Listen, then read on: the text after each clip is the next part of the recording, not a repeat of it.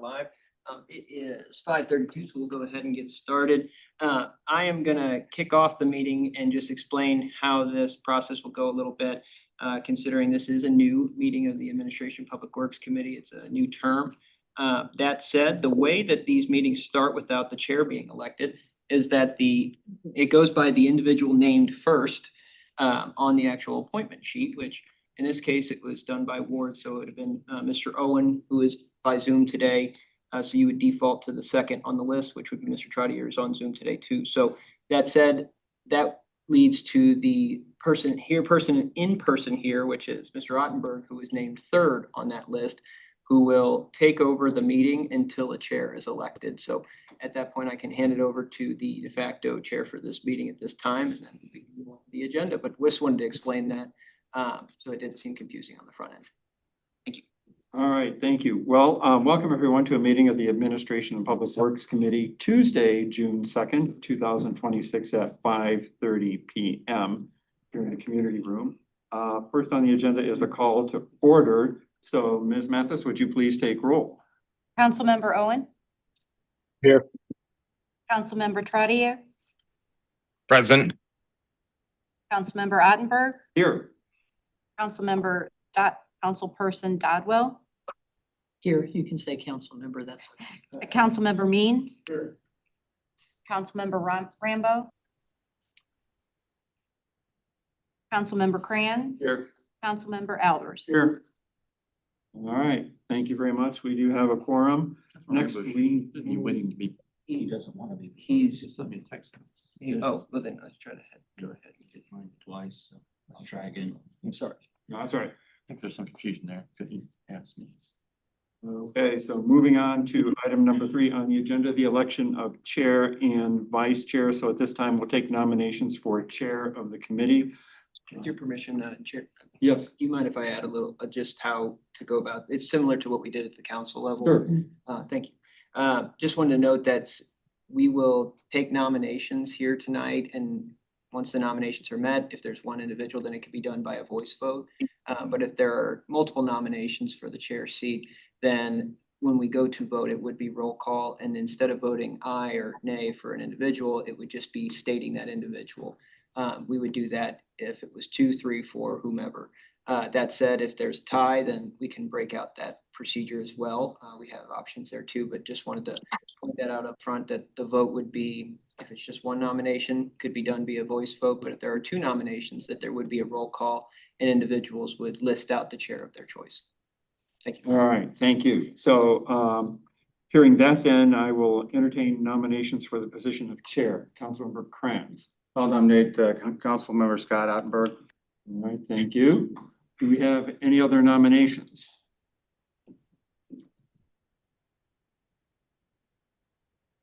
Right, seeing none, I guess then we will proceed with a roll call vote, correct? Yes or We no? could do a voice vote, but roll call would be fine. Either Okay. would be fine in this instance. All right. Ms. Mathis. Councilmember Owen? Scott Ottenberg. Councilmember Trottier? Scott Ottenberg. Councilmember Ottenberg? I will vote for myself, thank you. Councilmember Dodwell? Ottenberg. Councilmember Means? Councilmember Rambo? Scott Ottenberg.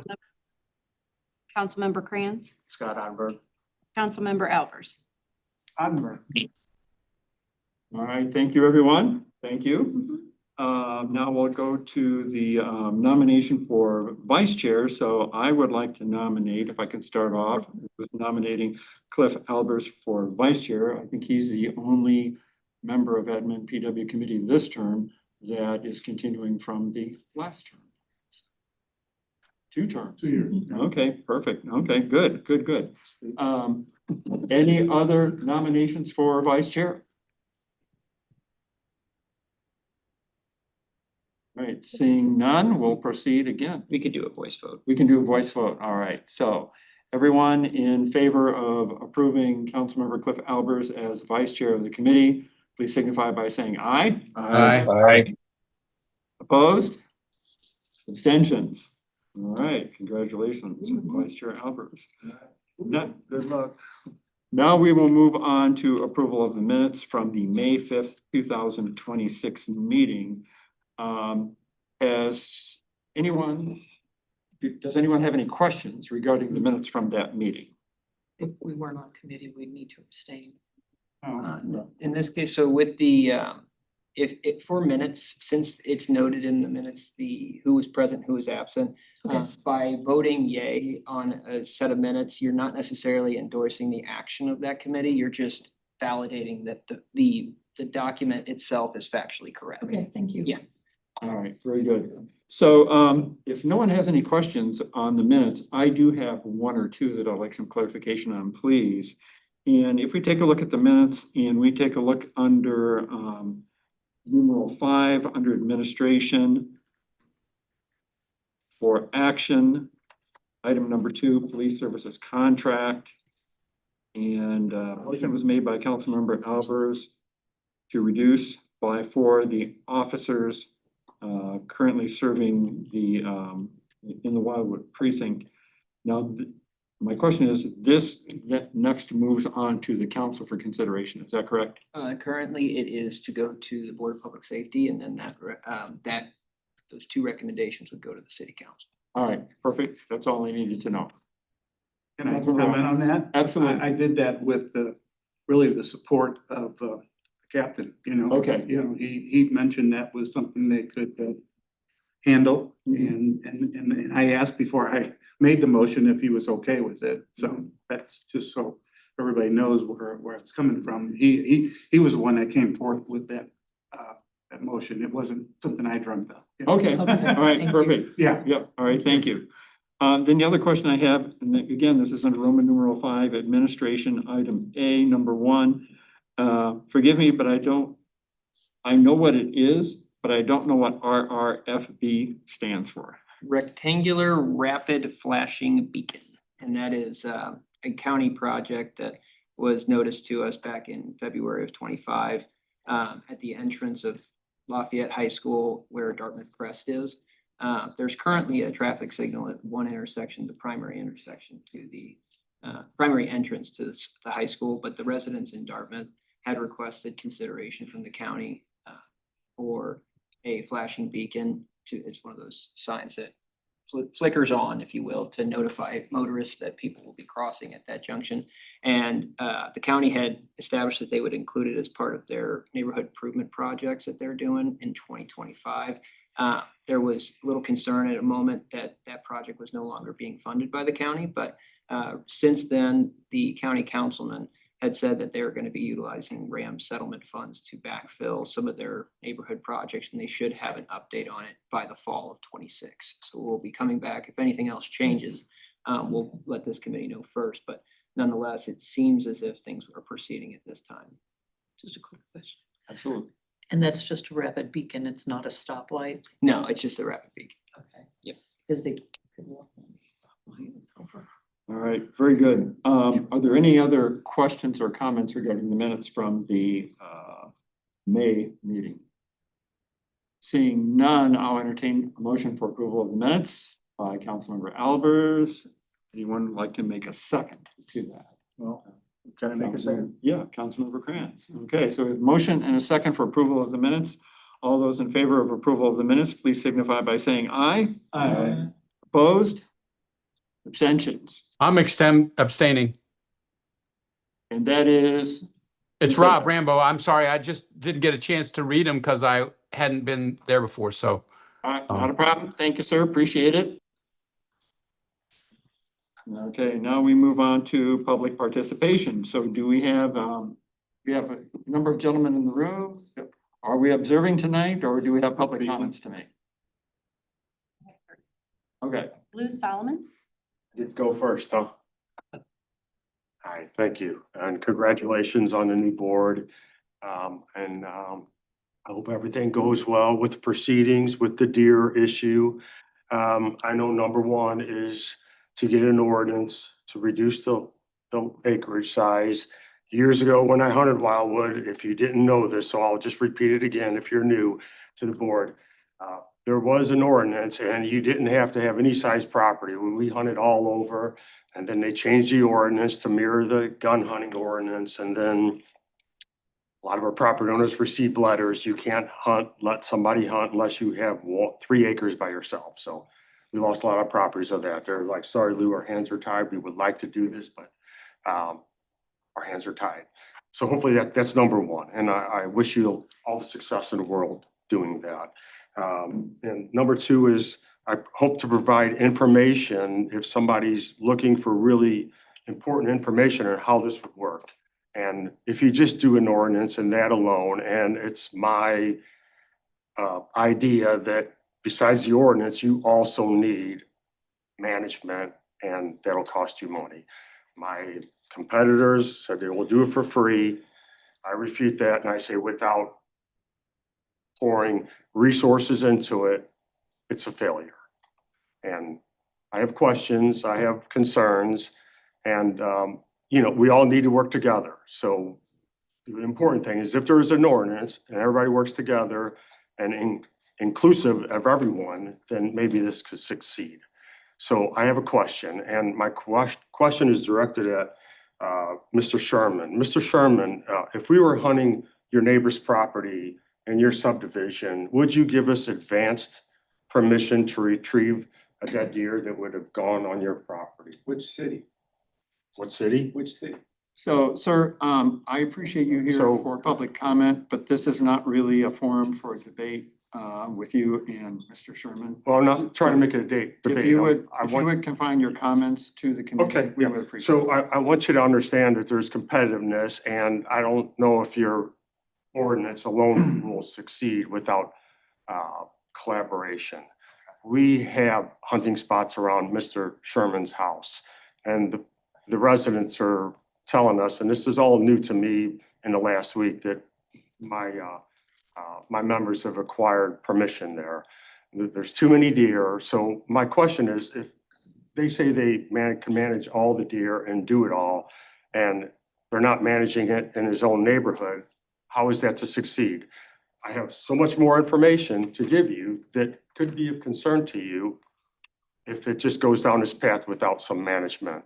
So it's there, and I'm not going to go into it today, but there's very important information to know about how their operation works, how my operation works, how we can collaborate and make this work. Thank you very Well, much. thank you for being here. So what I would say is if you have additional information that you would think would be of value to this committee, please by all means forward it to us. It's not public information that I could forward to you. Okay. It's highly sensitive, and it's just a major concern that if anyone is interested, I have the information. Just an understanding of how hunting works, how competitiveness works, and how some people are treated during the hunting process. And like for Manchester, for example, we're basically the only group that hunted in Manchester. There might be one resident that hunts. It's just my group. And when this all went down, of course, you know, an anonymous letter was sent to the mayor and to the city council trying to berate my group. So there's competitiveness, and there's a lot more besides that to make you understand how things work. And I don't really want to get into it here, but it's just an example of like, is this going to work, or is this going to be inclusive, or is it going to be, you know, it's kind of hard to explain. It's very complicated, but I've seen it over the course of 20-something years. And if anybody thinks it's important, I have. Thank you very much. Thank you. Next. Tom Mitchell. Okay, just to reiterate what Mr. Solomon said, do you mind if I sit down? There's no competition. This is not about hunting, never was about hunting. I don't hunt here. I hunt my farm in Northeast Missouri, okay? This was about preventing the overkill of white-tailed deer in Wildwood. Our group, me, my friends, my colleagues were never opposed to the culling. We weren't opposed to it. We're opposed to the overkilling of the animals. And when you have a contractor come into pocketed areas and kill multiple animals in one small pocketed area, you disrupt that herd. You literally disrupt the genetic gene pool. And that's what our objective is. Our objective is never to get hunting rights. There is no competition It's bizarre that you would say that. That being said, I'm here to talk about the survey. And the survey is outstanding, much improved over the previous draft. So thank you for that. The one couple things I would add, I think I sent some drafts to some of the council members to review on the cost issue. It's really important to be crystal clear with the public about not just what the costs were, but what the costs are going to be. So I would strongly suggest you include future budget cost into that survey so that the public knows exactly what they're voting for. Because they're not voting for what happened in the past, obviously.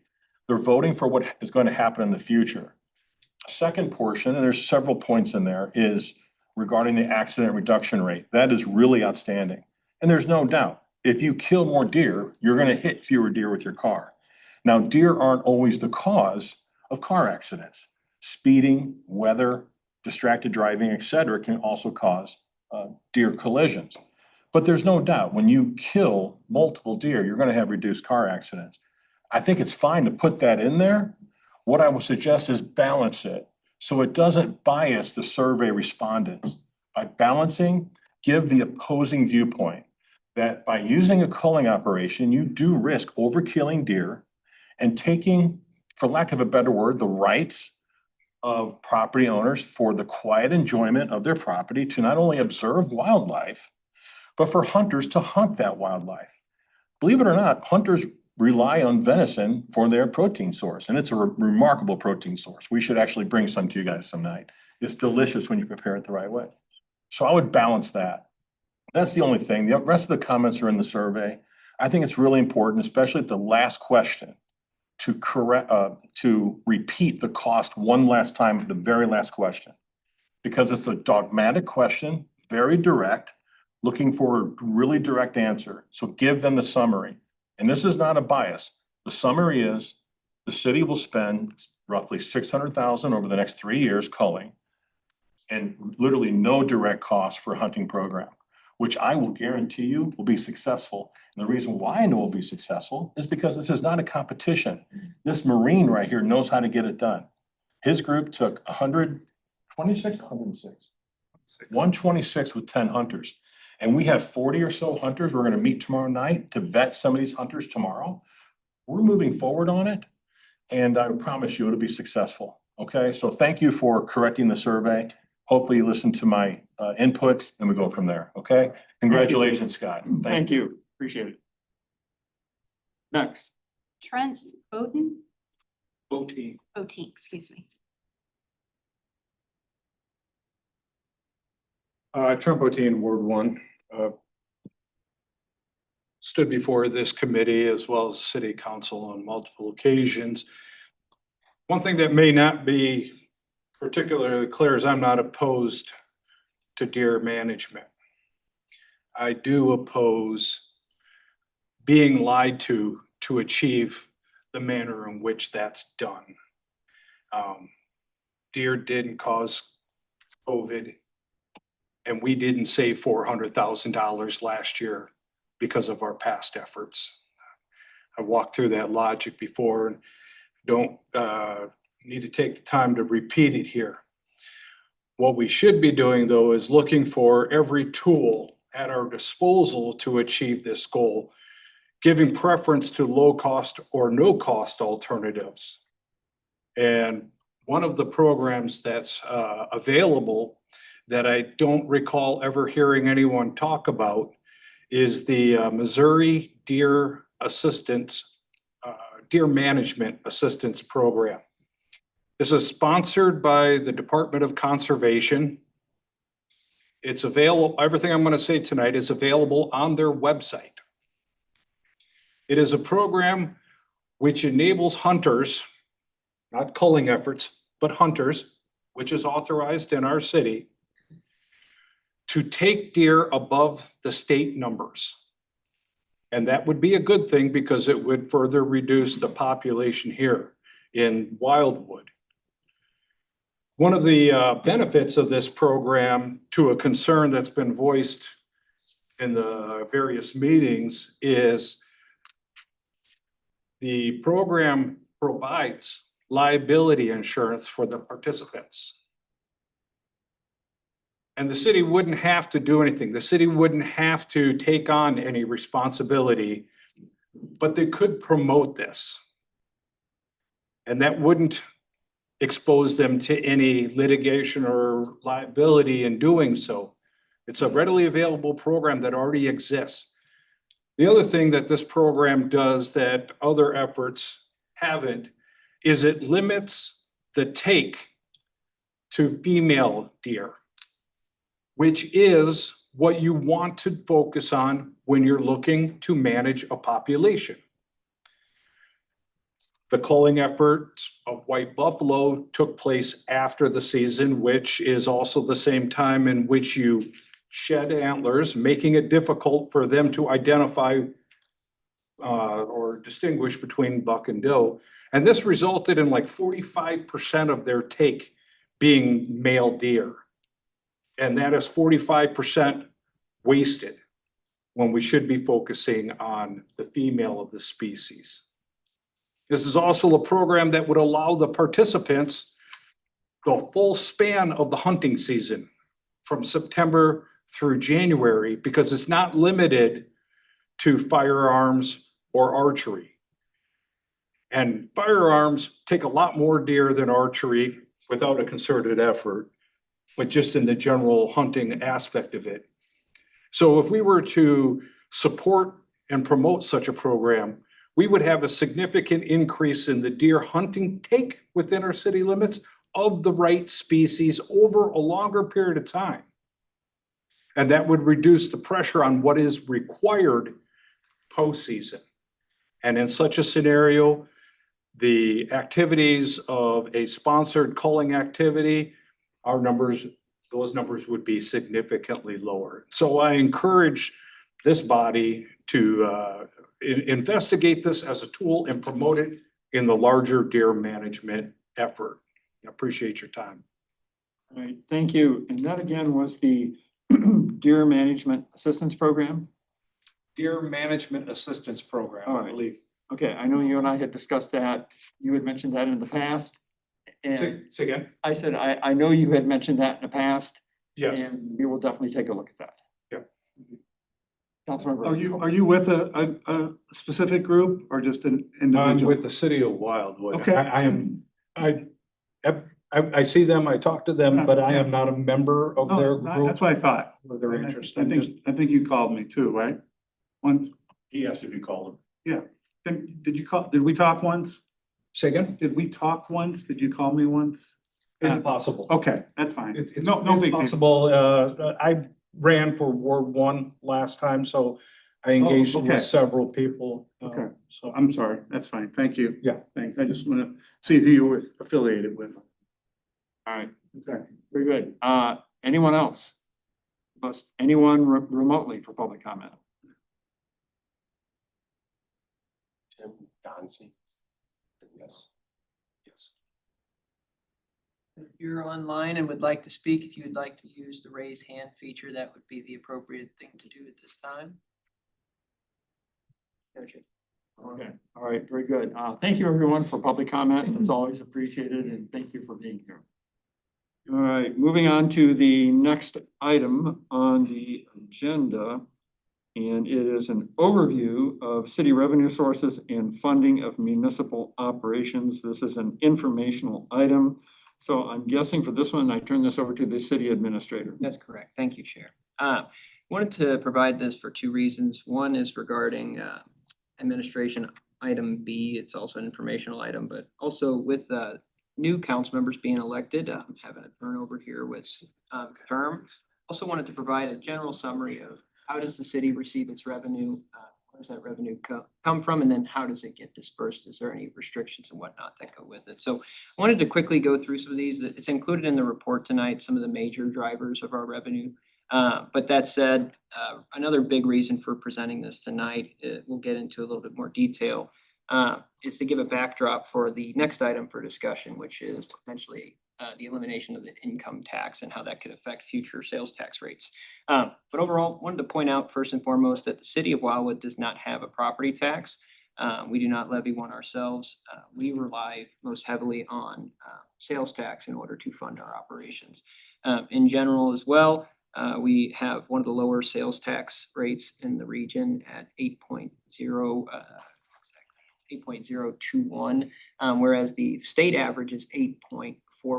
So generally, we're a pretty low tax city. We rely specifically for our operating fund on sales tax that's collected throughout the whole county, and also our utility tax, gross receipts tax. So that's tax on the electric bill or gas bill that individuals get each month. But I wanted to point this out because the sales tax component goes a little bit further too. Back in 2017, we actually had the public safety sales tax that was approved by the St. Louis County as well. It's a 1/2-cent tax that's levied across the St. Louis County area. And about 37.5% of that is retained and then distributed, not 37, 62.5% of that is distributed to different cities throughout the county, similar to the pool tax, but using a different formula. Overall, it's very helpful to us. We utilize almost 100% of those funds on the police service contract. So any adjustments to that funding source could be detrimental to our ability to keep funding the police services. So I wanted to point that out. But then jumping into the larger revenue pool, which is our sales tax, the pool tax program that takes place within St. Louis County. It's an interesting system. We don't necessarily have good examples across the United States for this. It's pretty rare. But what it is there's two different types of city in St. Louis County. There's Pool A and Pool B cities. Pool A cities, an example would be something like Chesterfield. They retain a large percentage of their at point of sale income that they get from their sales tax, but a large portion of it actually goes to the county and the state, and then it's distributed to other cities that don't have as much of a commercial base, which Wildwood would be one of those, a Pool B city, and it gets it based off a per capita basis. So it does every 10 years. In 2020, it's the number they're using last. So the 35,417 residents is what we base it off of. And we get roughly about 2% of that pool money. So there's about 91 municipalities included in the pool, and we get approximately 2% of that. So wanted to point that out. Those are the big drivers. And if you tie the other main one for our operating fund is really it's our utility gross receipts tax.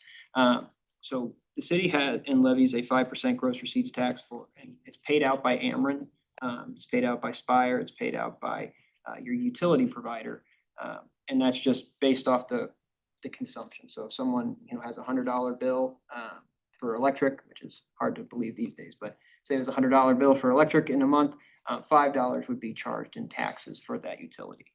That said, one note of interest here was back in 2023, we did have an increase to the gas utility tax, gas utility in general. Spire and the commission actually increased their rates, and the city would, in these cases, are given the option to either not act, and at that point it just stays at 5%, no change, or the city can make an active decision to reduce its rate to make it consistent with what the rate was prior. And the city of Wildwood did do that. So that's the only one that's not 5%. For the gas tax, we actually lowered that to 4.86% to make it consistent with the rate that was levied prior. Other than that though, for water, telephone, one note, we talked about this during budgeting too, but our telephone utility tax has seen a pretty drastic decrease over the last couple of years with people moving to unlimited plans. And moving kind of away from your call by the minute type of plans that people usually would invest in. So just a quick note there, it has decreased. We had seen upwards of $500,000 from that revenue source in its heyday, and it's down to about So 220. Tom, what about cell phone tax? So it's included here. So that's the thing is It's phased out. it's somewhat getting phased out, not in the way you think though. It's not like an active legislation thing from the state. It's more so the way that they're packaging the cell service. It's like this unlimited plan. Instead of doing it by the minute, how state statute would call for it and be able to charge on it, it's actually done in these unlimited packages of data. And that really state statute hasn't caught up to make the change there. So you lose out. Really, you can look at it as if you're paying by the minute or paying by the text message when plans used to be like that, we were actually getting a higher tax revenue. Our representative is not working on that. Well, they are, but we'll get to the other thing too, which there's quite a few things the state are doing that could be could affect us very much. Then another quick one too, and we've seen a decrease. This one is caused directly by the state, is the video cable franchise fee. We've seen a decrease in this account, this revenue amount as well, year over year. And this was done by active litigation from the state. So what happened here was it used to be 5%, consistent with other utility gross receipts tax. That said, what happened was back in 23, they started a process where each year it would decrease by 0.5% each year until it was down to 2.5%, which would be the new floor and the basement, if you will, in 2027. So we're really close to getting to the 2.5 rate. We're currently at 3. But what that's charging the cable franchises, when folks have cable installed to their home, they use the right of way to deliver that service, and the city receives a tax for the utilization of said right of way. The state has been pretty adamant about kind of releasing utility, well, not utility in general, but internet and cable companies from some of these fees and taxes to make it more attractive to expand. So that was part of the reasoning that was stated at the time for having that generally decrease. So those really covered the primary funding mechanisms for our our general operating fund. There's a couple others in there. We have interest revenue, cigarette tax, which has gone down year over year, licensing and permits, et cetera. But really the three big ones when thinking about our operating fund is utility, gross receipt, sales tax from the pool, and then our public safety sales tax as well. So those make up the big ones. Okay, and then I'll touch upon the capital improvement sales tax fund. That primarily is driven by a 1/2 cent sales tax that's levied within just the city of Wildwood.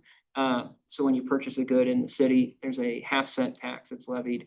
And what occurs at that point is that money was passed by the voters and has to be used for specific reasons, for improvements to existing or new infrastructure within the city. So there's restrictions that are placed on that. We get about $3 million each year from that funding source. And something the city's been very good at, and Mr. Brown could touch upon, but we've been able to leverage this $3 million we get each year roughly with federal income from grants. So that's where the transportation improvement program really comes in handy because really given the size and the amount of assets that we have to maintain without the federal government to be able to help us with about 80, they do 80-20 matches. That $3 million has been stretched even further in many instances. Are you anticipating any reduction in the federal funding sources? Not from, I mean, Mr. Brown could speak to it if he's seeing anything different, but from the tip apps that we typically would do, there, it seems like those are relatively untouched at this time. Okay. Unless, Mr. Brown, is there anything?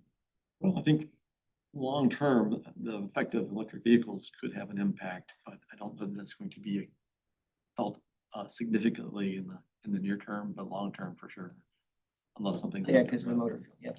Most of those. Well, I think you'll are gas probably tax. see changes in the taxing structure that would cause some taxes to go on to electric vehicle usage, since they put a pretty heavy load on our roads. Well, in that case too, and that's kind of similar to, somewhat kind of going back to the telephone utility gross receipts tax. There is something where to be said about, the federal government, but also the state government, where if they don't update their legislation, they don't update their schedules, if you will, and technology changes, like you have the elimination of using gas as much to fill up the car, or in instances where you're just not using telephone service, home telephone, like we used to, or having by the minute calling. If you don't update it on the back end, then that revenue source can dwindle without really anybody paying too much attention to it, really. Because the state doesn't derive all too much income from the telephone tax. The gas tax, they will notice that. So I'm assuming that'll probably preface a change on their part. And great bringing that up too, because that jumps in. So that covers our capital improvement sales tax fund, but we also have our road and bridge fund. And now this one really cover up on today. And if there's any questions about the rest of the report, I'd be happy to answer.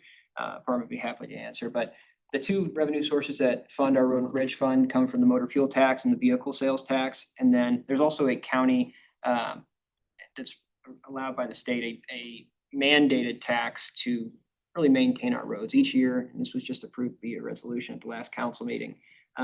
Each year we approve a resolution practically stating that any money from the road and bridge tax that's levied by the county, our distribution, we will spend it on maintenance of roads, which we do through our capital improvement, through our concrete street slab replacement project and our asphalt resurfacing program, et cetera, associated activities. So nonetheless, these funding sources are very important because we get approximately $3 million from those sources as well. And how you can kind of look at it is we do a lot of our the maintenance program itself is funded from our road and bridge fund, but when we do a new project, like we're replacing a bridge for Bridge 386, 387, when we're doing the roundabout at 109 and BA, that's usually coming from our capital improvement sales tax fund. But things that are more routine maintenance, but also some, general maintenance, including our annual concrete street slab replacement project and our asphalt resurfacing program, both of those are actually done through our road and bridge program. So all these funding mechanisms are extremely important. If we didn't have them, then we would see our program not be able to do as much each year. And we're actually gearing up for a pretty large effort here in the next couple of weeks as we do our annual concrete street slab project. So I wanted to point this out though, just because we'll get into the next item, of course, but nonetheless, wanted to make sure there was a basis given to the committee here. And as we kind of go through this year and we get into budgeting and whatnot, this will help kind of show and tie some pieces together as we go through the process. Thank you. All right, thank you. Any questions or comments regarding Mr. Lee's presentation? Ms. Dodwell. I would just recommend we all print this off and stick it in our binder or whatever that we bring to every council meeting so that when the questions come up, we have a quick little syllabus to look at. So thank you very much. This is a very well written document. It's good stuff. So In fact, can I suggest you send that out to the entire council, please? Definitely. Could we get, if we don't mind, could we get a motion for that, to that effect? I'll make that motion. And Mr. Krantz will second it. All those in favor? Right. Aye. Opposed? Abstentions? Motion carries. We'll do that tonight. I do have one question on your presentation of the revenue sources. And that is under the public safety sales tax fiscal year 2026 estimate is $2,340,000. What is the estimated value of our 2026 police contract?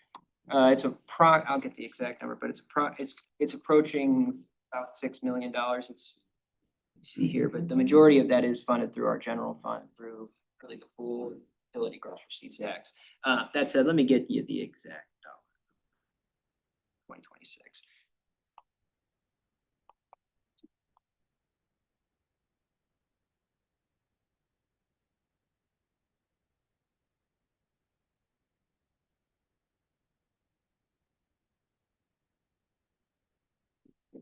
Chair, and specifically for 2026.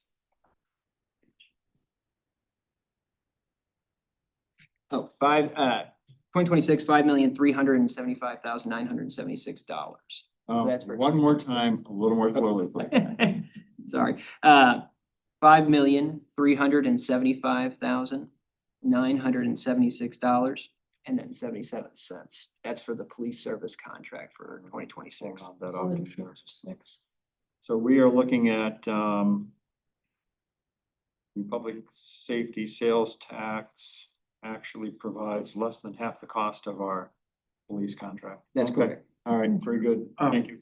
Councilmember Albers. I'm sorry, I was gonna bring it up at the end, the police contract again. Tom, is that coming to council next week? No, it will be at the reason why is we have bi-monthly Board of Public Safety meetings. We have the Board of Public Safety meeting next week. They'll review it and then the anticipation with the mayor's approval would be in July. Can you put in there that this was supported by Captain Mundell? And also I didn't mention, it would not create any loss of jobs here either. By reducing 4 people, those people go into the pool somewhere else, so nobody loses their job. I think that's important to note when it comes to the full council. And if they're if they're reducing by 4 people, does that reduce this $5 million, almost $6 million contract to a lower amount? Yeah. Or does it keep it there? It keeps us good for 2 years, Yeah, right? so that's a consideration too. So right now, we don't have the firm costs from St. Louis County, our Yeah, it's a contract. little with- early. Yep, but we have it requested, especially given the fact that last year they had originally anticipated a higher amount. It ended up going down to 3% versus 5. But then they said, hey, we're gonna give you more notice next year, but be anticipating, we're trying to catch up to counties going through their own Yeah. fiscal issues, but nonetheless, there, right now, we can anticipate worst case scenario, the contract allows a maximum of a 5% increase. So when we did that math, it's roughly about 2 officers. So if, in that case, if you were to remove 4, you would practically be able to absorb a 5% increase for 2 years, which would then, you practically buy in 2 years. That's what it And is. have they, I'm sorry, I keep asking. No, it's all right. questions. Have they done any analysis of what the reduction in 2 officers is going to do to A, the workload, B, the coverage, and 3, the safety? Yes, so the captain said anything over 4 would be, that 4 is the max, but that said, that they could still deliver quality service, and they're looking at it from this perspective that, and I can't speak perfectly to So it, that but leaves from a looking- total of 5 officers per 5. shift. So no, there would still be, they would be at best times maintaining their 5 beats, but at some points they would be going down to 4. Right now, we maintain 5 beats almost regularly unless there's a certain situation that occurs that causes someone to be out for a longer period of time, et cetera. But nonetheless, this would move us a little bit closer to more an average of a 4 beat shift. 4.5. Okay.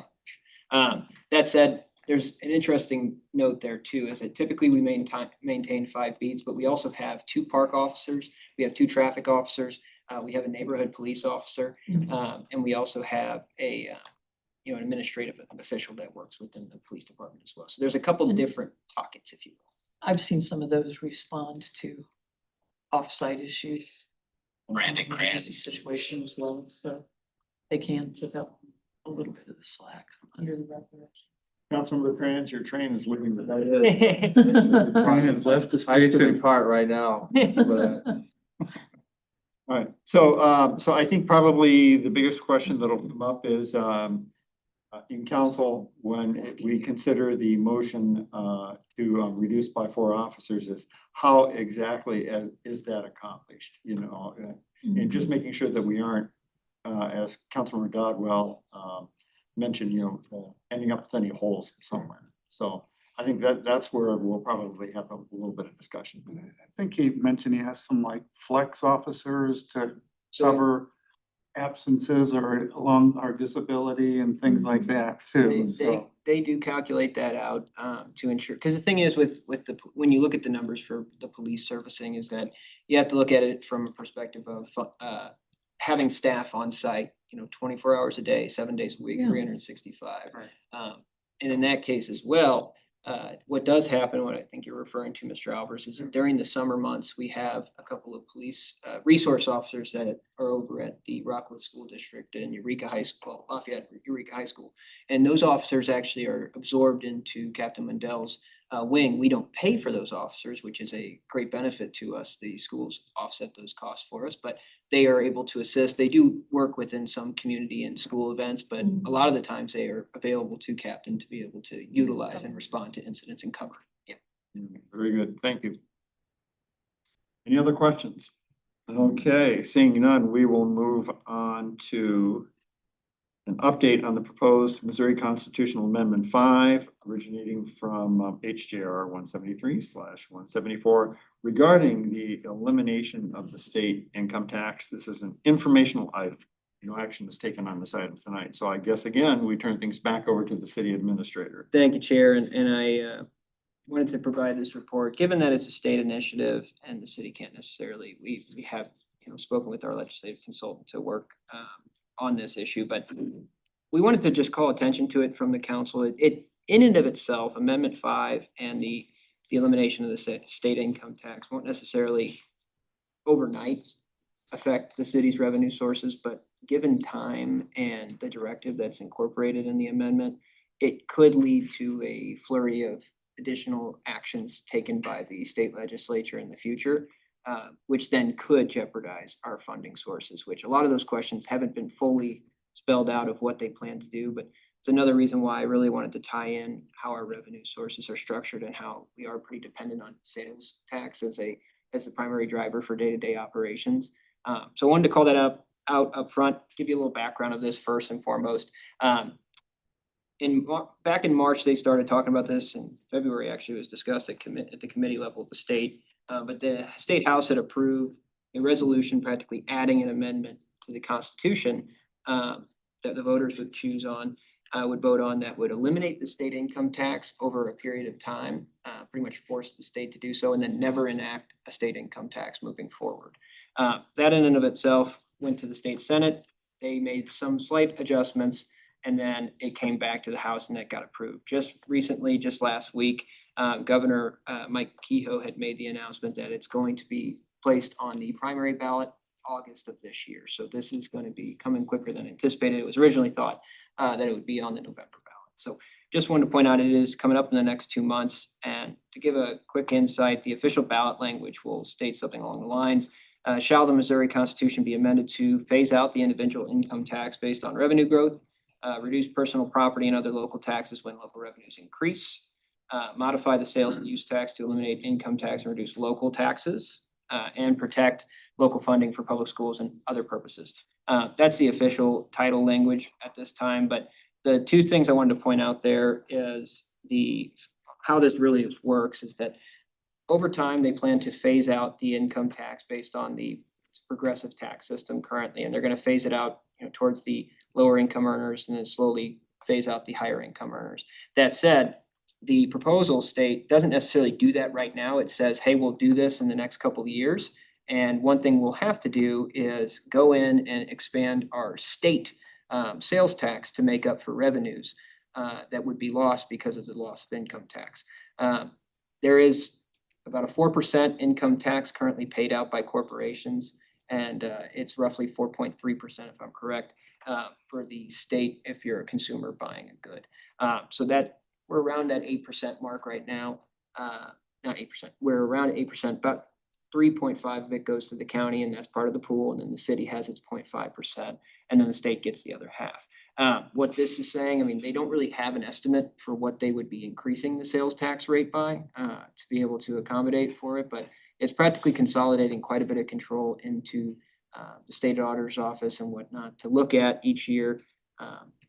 Here is where certain sales tax rates or property tax rates are, and they practically would come in and be able to add in their own version of the sales tax. So you'd see that go from approximately 4% right now.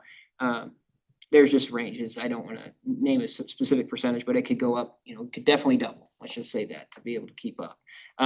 So what that does though, and with at least what's being proposed by the state is that, hey, we're going to eliminate the income tax that's going to attract business to come here, especially with the 4% income tax that's charged to corporations. That's going to bring new business to the state. So they're effectively trying to, at least this is the arguments made, grow the pie, and then cities and the state would pretty much have the same percentage of the pie, but the pie gets bigger. There is a specific provision that calls for the cities, if we were to get, say there was, an influx of development, and there was we were able to piggyback on a new sales tax source in the future that comes from this. They haven't approved anything yet, and they would have to get this approved first. The city would have to return proceeds and net proceeds of equal to 97% of whatever that is. So say and it's hard to really explain a lot of this because they haven't proposed any of the subsequent legislation. Now it's just pretty much saying a directive from the voters, and if the voters pass it, then they'll come in and give specifics.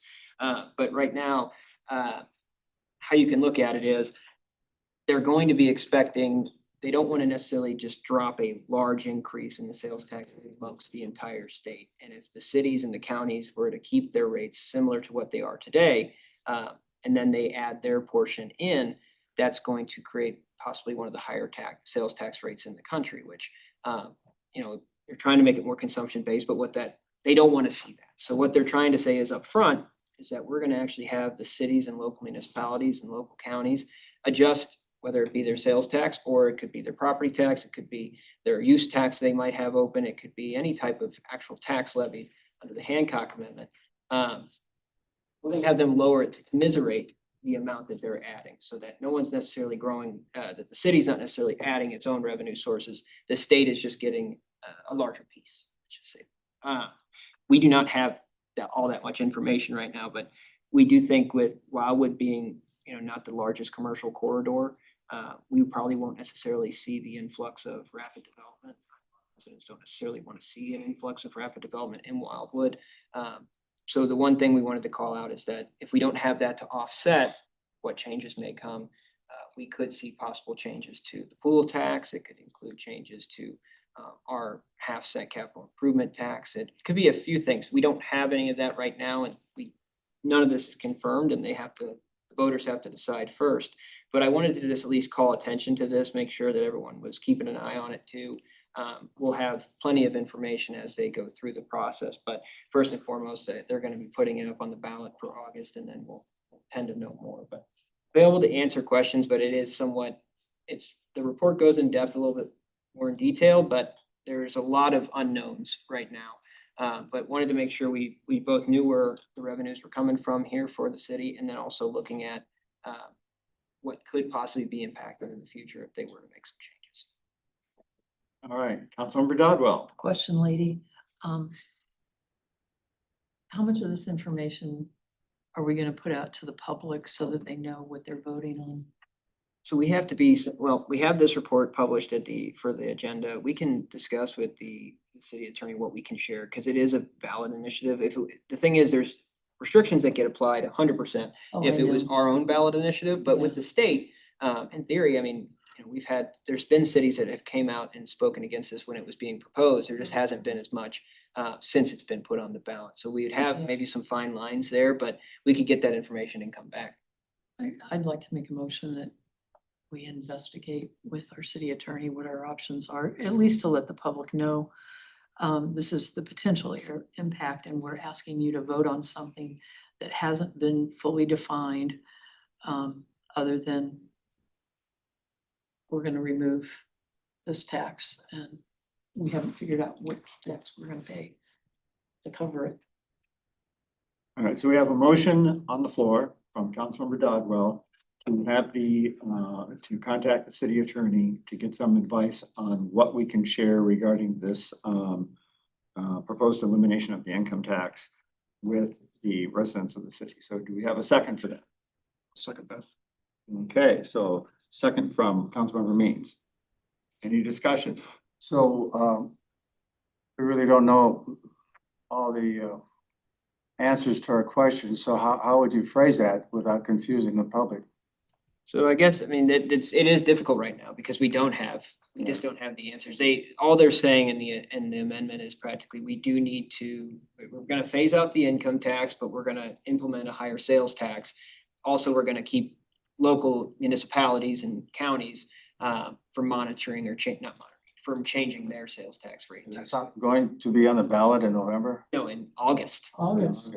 There was talks that it would be on the November ballot, but then the governor has made the announcement. So you can come up with something that's persuasive? Well, that's the question. I think, and if we could refine a little bit, I think that's the question here, is going to the attorney to say, hey, given this is a ballot initiative and the city can't necessarily show favor one way or the other. And we might be able to, but nonetheless, what can we share, and can it be biased, or does it have to be strictly for information, which typically in these cases, it has to, you can share. Information. Yep, you can share factual data, but we can ask most definitely if there is any additional flexibility, given it's not our ballot initiative. In the long run, there are other states that are doing this, and they're quite successful with it. I just feel like we're kind of putting the cart before the horse on some of this, and we need to let the public know. Either here's what we know today, and the state will get back to us on further details later, or we somehow need to give them clearer understanding of what they're voting for and how to understand what they're voting for. So my own suggestion would be, if we're going to have something that we're going to release to the public, that we adopt former Mayor Boland's advice, which is less is more, keep Mhm. it Yeah, short, yeah. simple, and to the This- point. This long, The longer it is, the less likely it is people are going to read it.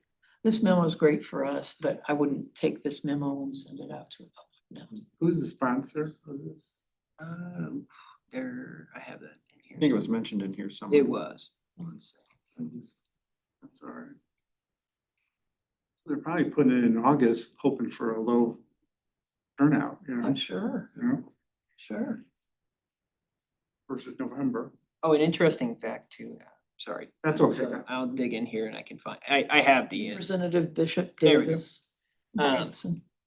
but an interesting fact just to add in there, and I wish I had this included in the other report, but I broke out the department broke out the way that the pool tax is broken up and where the actual percentages lie. So this actually pairs really nicely if you take that component. Given that there was directive to send it to the entire council, as long as there's no one that objects, the committee, the department will go in and add that piece to break out, here's what the pool tax is and where it actually comes. Just wanted to add that in. But nonetheless, we'll have to learn more and we can, in the motion I have here, with your permission, Chair, to Absolutely. read this, but would be to investigate what information the city can share regarding amendment number 5 and to receive that advice from the attorney. Councilmember Means, did you have your hand up? No, I did not. Okay, all right, thank you.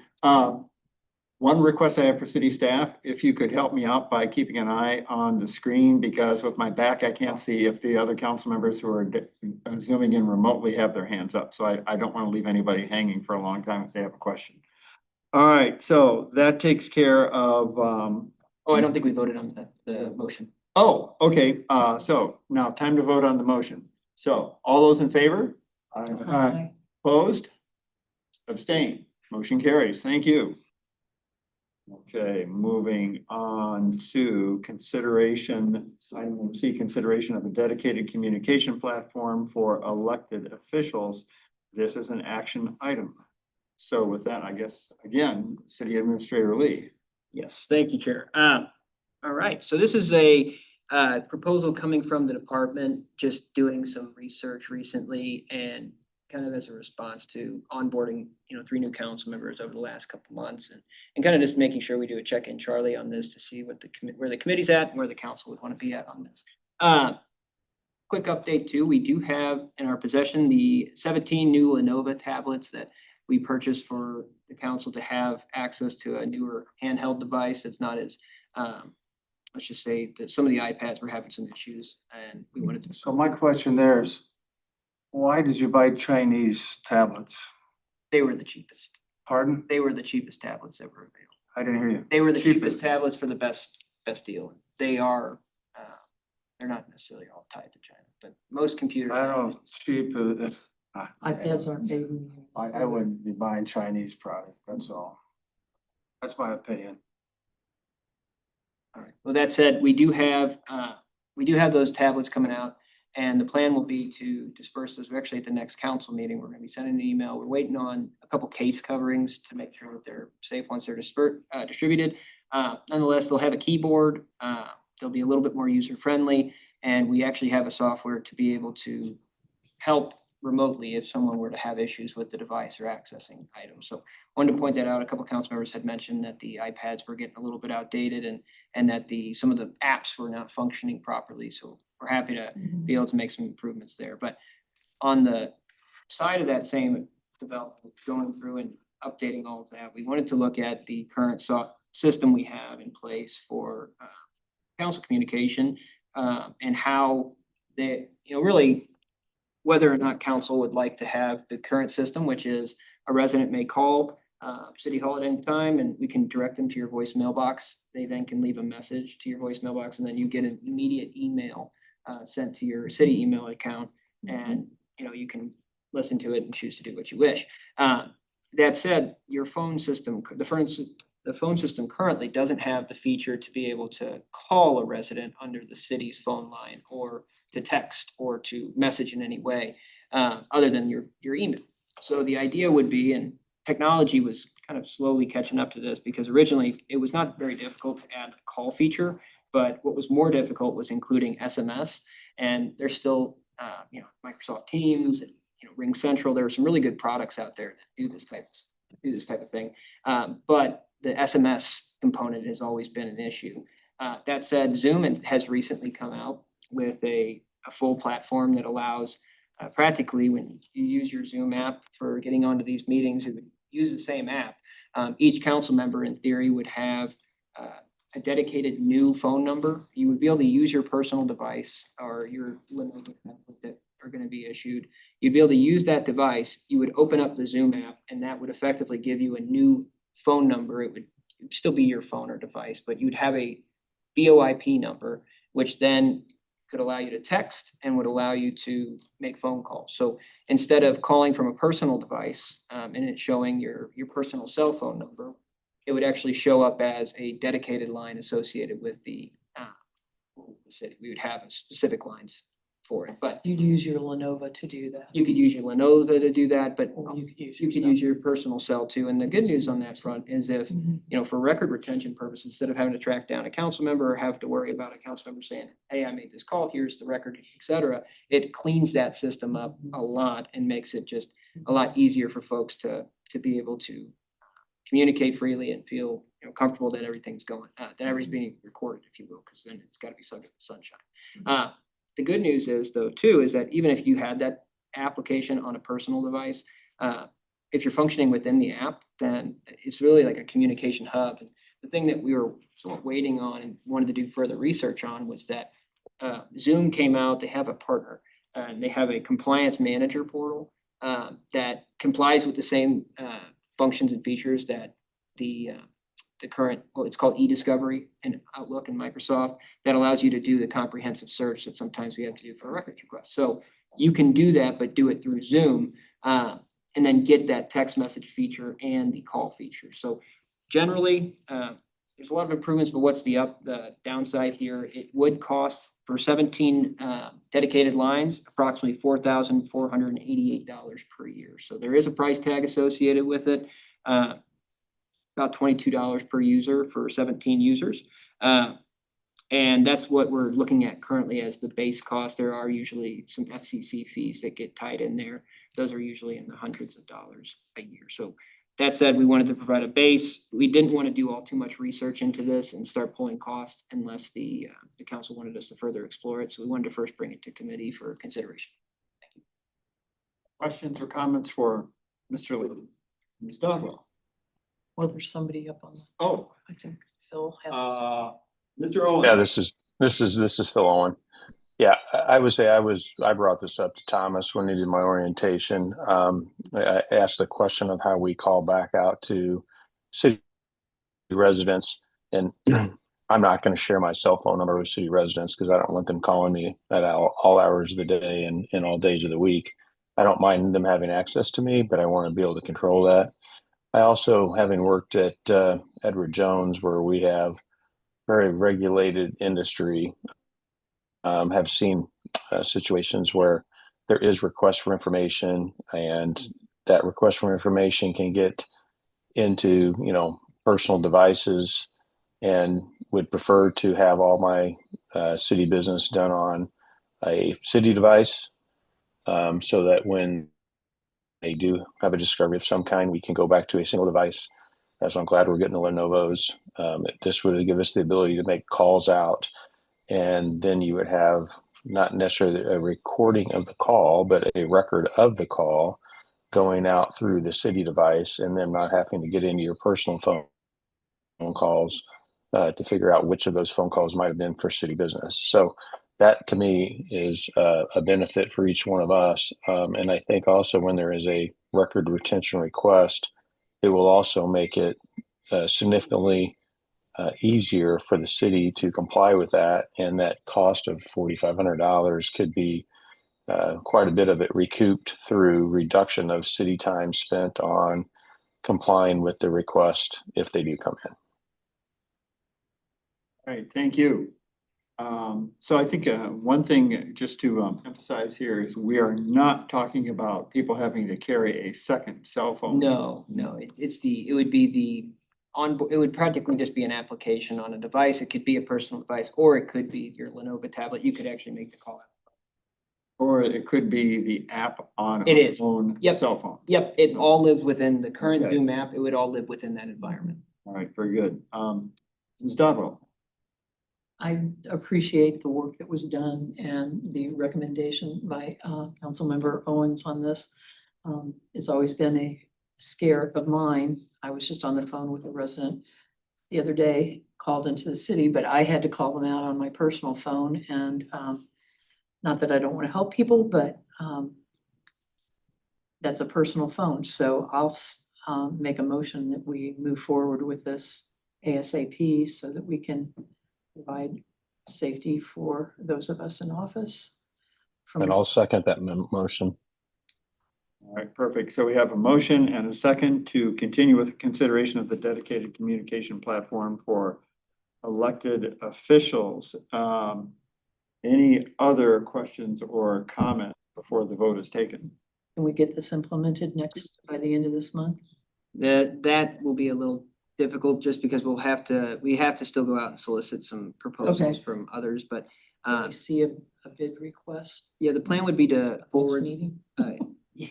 the plan would be to forward this with the recommendation to city council work session next week with the mayor's approval for the agenda, but then Okay, after that, it would be a recommendation to draft legislation on boarding the technology. okay, But we would expedite it as fast as we can. okay. All right, all those in favor of the motion, please signify by saying aye. Aye. Aye. Those opposed? Abstentions? Motion carries unanimously. Mr. Owen, thank you for that suggestion. You're welcome. Okay, so it takes care of another item on the agenda. Next, we move on to item D, archery hunting regulations and deer management policy survey. So this is an action item. And this is an update and discussion regarding the development of the city's archery hunting regulations and deer management policy. This includes an overview of the revised project timeline, proposed distribution strategy, and very importantly, a draft version of the survey instrument for committee review. So again, I think, Mr. Lee, we're giving you a workout tonight. This goes back over to you. Thank you, Mr. Chair. Okay, so wanted to go over quickly tonight. We do have the draft survey instrument. One quick note on this is that it has now been shared with the Missouri Department of Conservation for their feedback as well. And we'll plan to incorporate any of that feedback we receive when we forward this to the council, if that's what the committee wants to do, so choose tonight. But one note I did want to say timing wise is that Professor Naines, we kind of caught him in a sweet spot, if you will, with him having some availability in June and July, given that the school season's out. And that schedule does pick up quite a bit as we get into July and into August. So I did want to point out that the plan would be to have some type of survey. This survey tonight with feedback provided to the council next week to get some recommendations, and if necessary, make changes after that. But the hope would be to get this published this month. We'd have the surveys sent out to residents this month. Nonetheless, we took the feedback from the last city council meeting. A quick note before we jump in there. Professor Naines did provide his scope of services, and it would be approximately $4,000 for him to conduct the work. So just wanted to point that out up front too. And that's going through really doing all the back end stuff. So the only thing the city would be responsible for would be mailing out the actual survey itself, all the data handling and review and report analysis, things along those lines would be conducted and completed by consultant. That said, kind of getting to the meat and potatoes of it with the survey instrument. The directive from the council, we had 3 different branches that were included in the motion, if you will. One was to include the pricing for the first 2 years of utilizing a sharpshooting consultant. The second was to ask a question gauging about the use of thermal drone surveys. And the third was having some way of differentiating between 1 acre properties, 1 to 3 acre properties, and over 3 acre properties. We believe that the survey instrument provided tonight covers those items, but also kind of gets at some of the key issues here. It provides a pretty lengthy intro. That said, we looked at it almost from the perspective of if a person, just randomly got this, which is going to happen, it's going to be based off random sampling. How could you catch them up as quickly as you can? One thing that's not included in the draft tonight would be a link to the deer management page of the city website. We could include something like that. I noticed that when we were coming down tonight. But nonetheless, it gives a lengthy introduction, but I think it's necessary to then answer a couple critical questions. I'll kind of just jump in here and go through this with your permission, Chair, if that's all right. Can I ask a question first? With this introduction, do you see that being part of the survey? Mhm. Correct, okay. Yes. Good. Okay. Yeah, so it would be, you would, What the resident would get would be a letter that would come with this, and we're working to finalize it. The letter would be very similar, just more so saying, hey, you were randomly selected, city council's doing this, and practically be a summary of what was included in the introduction here. But when the individual scans because they're gonna get a one-page document, they're gonna scan a QR code or visit a direct URL.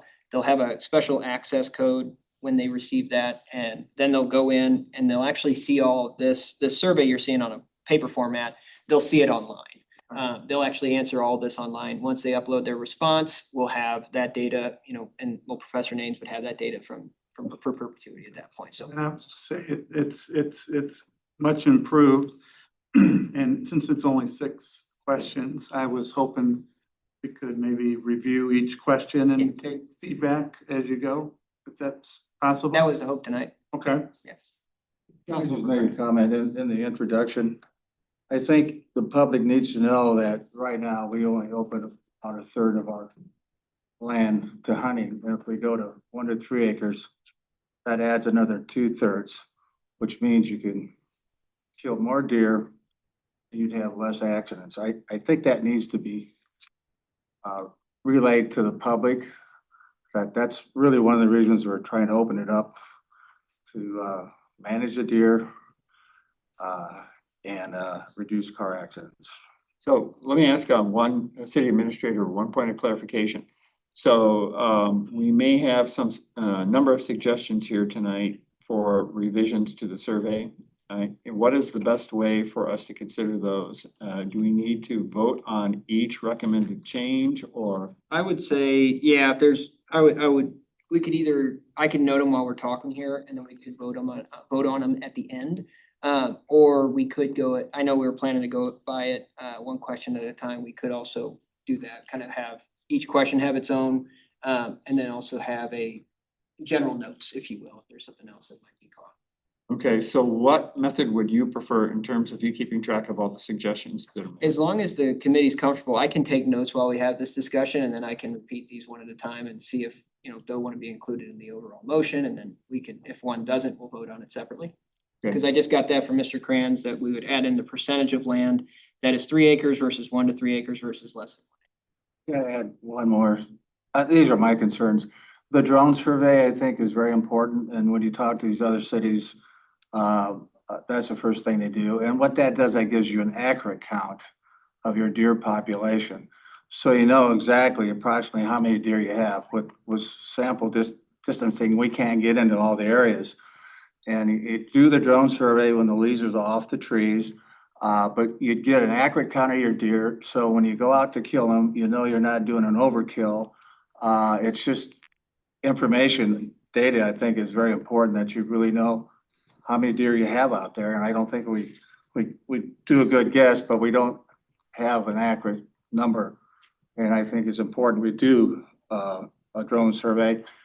And if you want to get an estimate of cost to let the taxpayers know, I'm okay with that. But I think it's important because we're in charge of our deer population, and we have that responsibility to make sure we're not overkilling them. And I'm saying that because we've had bow hunters that have told us, residents have told us they don't see the deer anymore. So I think that's very important.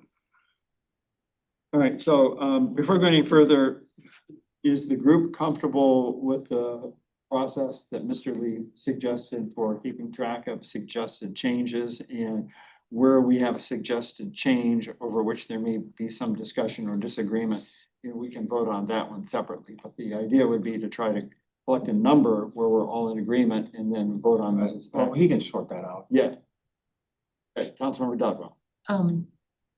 I'm talking about the introduction section here. Can we please put a statement in here somewhere that indicates that while we did cull deer in any one 2 years ago, 3 years ago now, that population has increased, and that this will be an ongoing process that we go through, because we're not killing every single deer in the city of Wildwood. We're killing some of the deer, and the deer increase over time.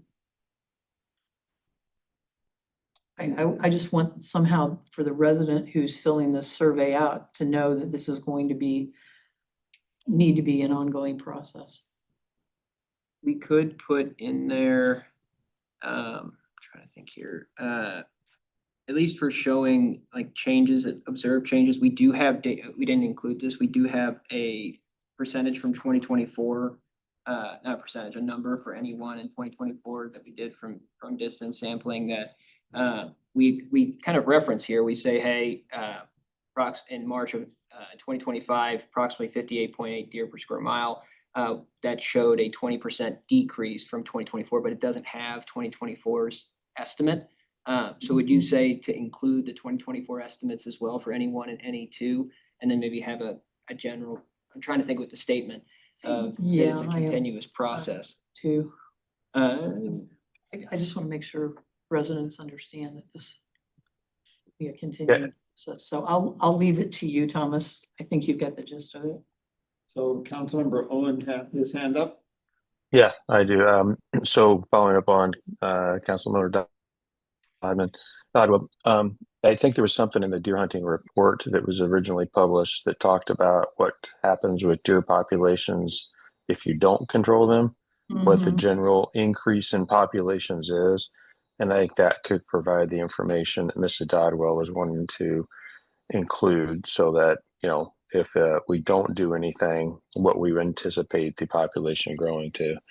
And then the other thing that following up on the other comments about the drone survey, I do agree that in section 4, the introduction to section 4, we need to be somewhat clear with people that $10,000 survey is now going to be, you know, $50,000 or $60,000 based on the amount of land we may need to survey at 70 square miles, where up in the intro we talked about, you know, 6.5 square miles was 10,000. If we're going to do 30 now, then you could easily anticipate 50 to 60.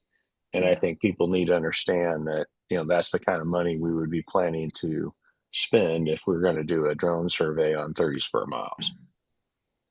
All right, thank you. And I just wanted to add to that, under the thermal drone survey, since we're on that topic.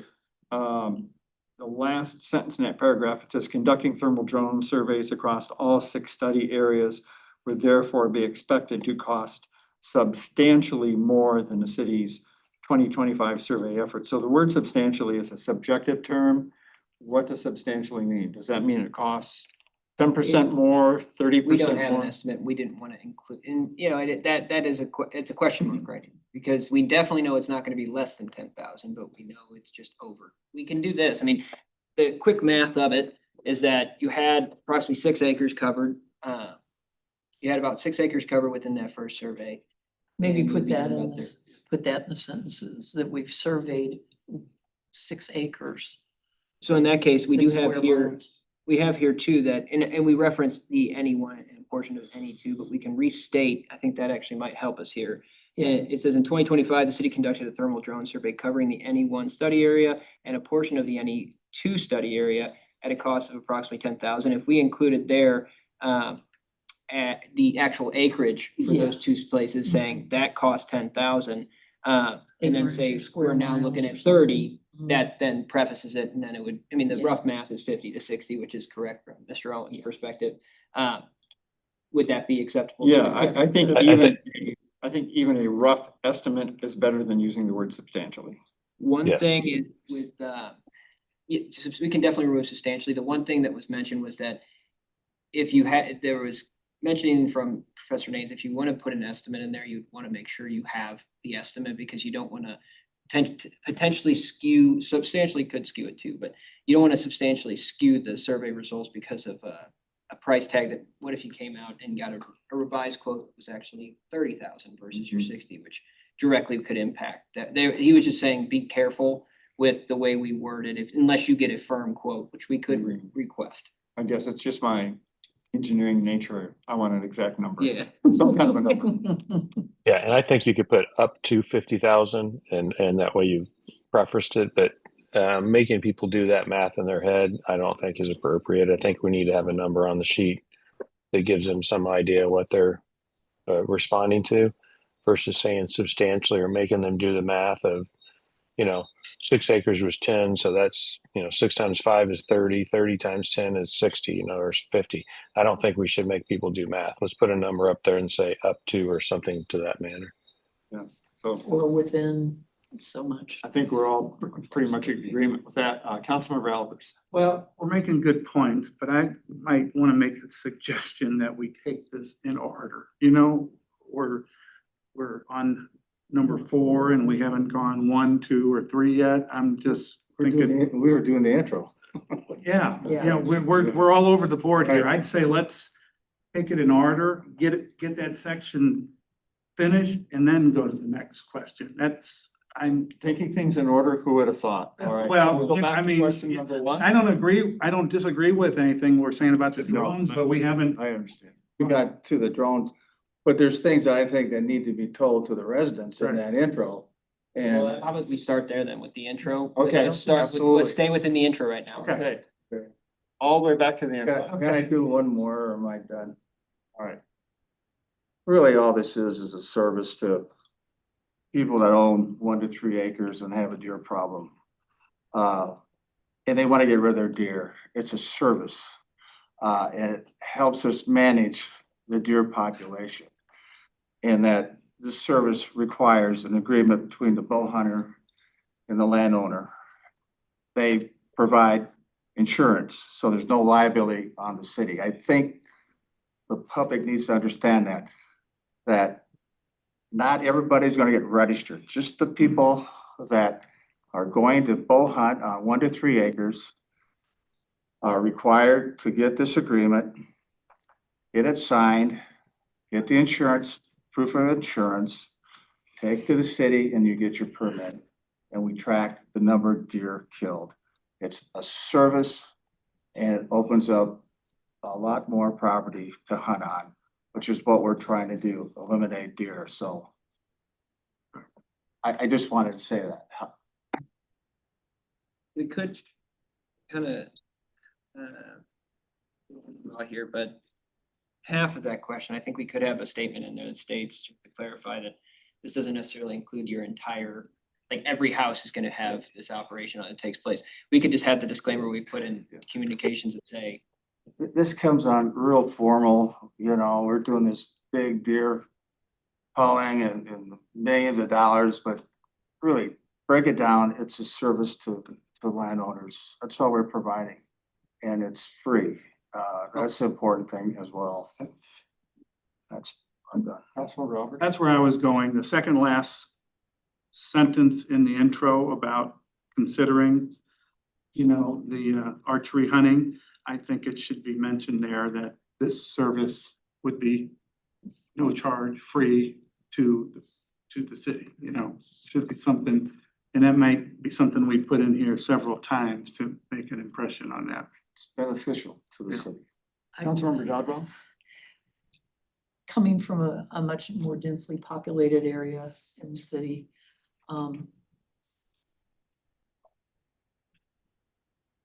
somehow we're gonna have to word that so that those individuals that get a survey that live in those areas aren't gonna be concerned that Bob down the street and Bill down the street decide that they want to include Mary and Todd's property in theirs, and then they don't tell Mary and Todd, and then they shoot the deer and it ends up over in Phil and Margaret's yard, which is a half a mile away. How do we communicate all of that to these more densely populated subdivisions? Are we talking about doing this archery in those areas too? the question is asked, the main question that this is asking, and there's 6 questions, but the primary question I don't here. mean to make it complicated, I I just, think that's part of the process that you have to notify the adjoining property. You get permission from the adjoining properties. You tell them. You tell them when you're gonna hunt. You're gonna hunt in the morning, you're gonna hunt in the evening, you're gonna have your deer stand, you're gonna shoot the arrow down. You can't shoot the arrow over, it should stay on the property. Yeah, you're gonna have some deer that will escape and that's gonna happen. But you talk to the surrounding cities, they will tell you they work really well with these bow hunters. They're very professional and they really have no problems with bow hunting in these residential areas. They all do it. Chesterfield, Sunset Hills, Baldwin, Eureka, I've talked to all of them. How do they announce it to the residents in those areas? They've had no claims, no people, they'll have a few claims where the deer got away. But they don't hunt when people are out there. They'll cancel the hunting. Yeah. They're very careful about that. And I understand that. so it's rare, is what I'm saying. I'm just trying to understand the communication So I think, process. so I think one of the things that we can do to address that concern about how we announce this is, I think we have some people probably here, like Mr. Sherman has worked with other Right, municipalities. he's got the These expertise. announcements out. Mhm. I And think, we've heard from him. Okay, I think we have a good source for information there that, Okay. okay, we could use. Are you comfortable with that? I'll submit. Okay. Well, and one thing too, I mean, just to add to that, and this is a very fair point brought up, we don't have, in question 4, under section 3, question 4, it asks a little bit more. We didn't want to have 15 questions asking every specific, but we could include in there as one of the, that's a multiple selection, like which ones do you agree with type question. We could add in there, require notification to surrounding property owners as one of those items. So that would be the resident saying, I would, if you do change the current archery hunting or not, we would like to have that included as part of the registration process. So I think that's part of it. And then You have my suggestion about no charge, no cost kind of thing, right? To that second last line. That yes, is- I have it noted here. I think that may kind of set up the we would probably want to maybe talk about it in the sense of, hey, we're just talking about our regulations right now. And that said, like we don't want to say that we're having a free program because technically they're going to be the ones that go out and recruit property owners to be able to participate. Because the minute the city gets involved, then we carry some of the liability there. So that said, we could state it in Thank you. kind of back to the service to the community type thing where this is right now it's currently offered in 3 acres. What we're doing is considering whether or not that should be modified, that 3 acre minimum versus everything else. Wouldn't it be, for the aspect of this where we're talking about, where we're considering reducing the minimum acreage down to 1 acre, that's not really a deer management program. That's a change to our Yep, ordinance. that's correct. That's where I'm trying to point out here is that if we say the word free and things like that, that's kind of mentioning that, hey, we're onboarding a new program or something like that, or we're soliciting or inviting like an actual paid, free doesn't have paid, but I well, think We're in it's, charge of a group and we're not in charge of a yeah, group. yes, unless- that's correct. So in that case, we could have something like a preface to and maybe it's still included in that section, but it states, this survey is not covering whether or not, and it does have one question at the end, what's your approach to deer management? But this is not specifically saying, hey, we're gonna engage with this group or this company, whatever it might be. But this is simply looking at the regulations associated with archery hunting in Wildwood today and potentially making modifications to it. I just think it needs to be stated somewhere. We're stating the other costs of White Buffalo. No charge to taxpayers. You know, this should be stated somewhere and I think in the preface is the place to put it. I think there's actually a place where we can do that, a little further on in some of the other questions. Okay, I mean, I'm open to that. Okay, Yeah. all right, perfect. Any other proposed changes in the introduction here? I've had my hand up since the beginning. Can I Oh, sorry, make a Ron, comment? go ahead. Yeah, I'll just, I'll be brief here. The introduction needs to be factual. And the intent of this survey is to assess the efficacy of reducing our minimum acreage down to 1 acre. I have no problem with that whatsoever because it will not affect me in Ward 6. All our properties are 3 acre minimum in the first place. We still have a deer problem and there's been 80 years of hunting out here, but that's another completely separate question. What I would suggest is, Tom, if you can just accurately assess the objective facts as you put them into the introduction. One good example is the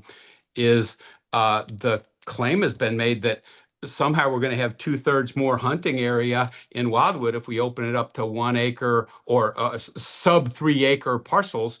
And as far as I understood it, it was less than 3 additional square miles out of our 68 square miles, and 54 or 55 of them are already fully open to deer hunting. All you have to do is, get your permission, which really comes, when it comes right down to it, is part of the problem here. And so the claim that we're going to we're going to kill all these extra deer because we got 2/3 more area is just not valid. And so I'll leave that alone until later. But the other observation is the drone surveys. Distance sampling. I'm sorry? Oh, never mind. I'm not. Yeah, okay. Very quickly, the distance sampling, it's a proven methodology over decades, and it was bastardized by being conflated with spotlight counting, which it couldn't be further from the truth. It's highly sophisticated and scientific, and it works, but no one understood that. And so we decided, okay, we're going to spend $10K at the last minute to do a drone survey. I think we should have the best possible count of, I'd like to know down to the last deer what we have and where we have them. But we decided to do the drone thing, or some of us did, and MDC couldn't help us. They gave us a list of names or whatever. I think Tom called all of them and couldn't get any that would agree to do it because they didn't know how to do it. They're used to their job, their business model is to find lost deer for archers that can't otherwise find them, recover the deer. But so we had to get a company out of Connecticut, and I don't know how Tom found them exactly, but they're highly qualified and they did the count. They did a great job. But it's no better than distance sampling. Matter of fact, we had a distance sampling count from the cops, and verified by Missouri Conservation Department and the White Buffalo folks. Roughly 40 deer per square mile minimum. 95% chance it was at least 40.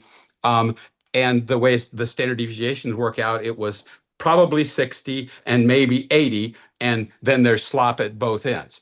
And lo and behold, the guys that came in to count, they gave us every photograph of every deer on, that they saw on infrared. And guess what? They come up with a minimum of 40 deer per square mile. Exactly what distance sampling did, pretty much exactly what distance sampling did. And so we can save a lot of money just by not recommending distance drone surveying, but at minimum, we should say a scientifically valid count, because instead of 60K, if it's 30, we can, the part of this initiative is to save money.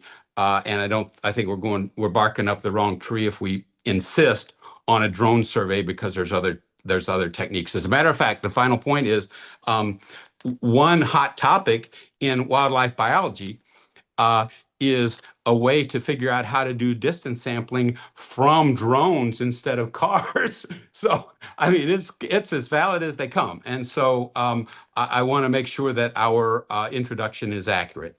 I'll save the rest of my comments. Thanks. All right, thank you very much. Councilmember Kranz. Yeah, I think the intro should be informative, not necessarily all factual, but we're informing the public. And I remember our last meeting about the 2/3. I heard 11,000 properties would be opened up for hunting potentially. Is that what you said? It was a very substantial amount. 1,600, 1,600 between, yeah, that's correct. 1 to 3. Was that 3 acres? 1 to There 3 is acres. roughly around 8, a little bit over 8. And that was roughly 2/3 more land available. That's where I got the figure from the last meeting. No, so the way it breaks out right now is that a lot of it's park property, but we don't have the exact number of the percentage for 3 acre versus 1 to 3 acre versus less than 1 acre. What it breaks down to is over 3 acres, we're roughly around a little bit around 3,000 properties. For less than an acre, you're over 8,000 properties, and 1 to 3 acre, you have 1,600 properties. So if you were to reduce it to 1 acre or more, you would effectively be adding 1,600 properties to the pool. But we did a rough math of it, and we saw that the 3 acre lot actually make up approximately 70% of the city's land mass outside of the parks. So it'd be percentage wise, since it's less land, it isn't as big as like adding 80% of the land, if that makes sense. We can get those numbers though, we plan to do. But it was a substantial. I mean, it's a It's- lot of. well, it's you've a lot of got- Land, you could if- open up. If it's My over bottom the line, base number just alone, if you're 1 to 3 Right, acres, it's 1,600. 1,600 parcels. that's a lot. Hey, Tom, you had a map. Why don't you just drag out the map? We can do that. Would that be Yeah. appropriate? Well, you just said 1,600. Yeah, but counting a penny is not the same as counting a dollar.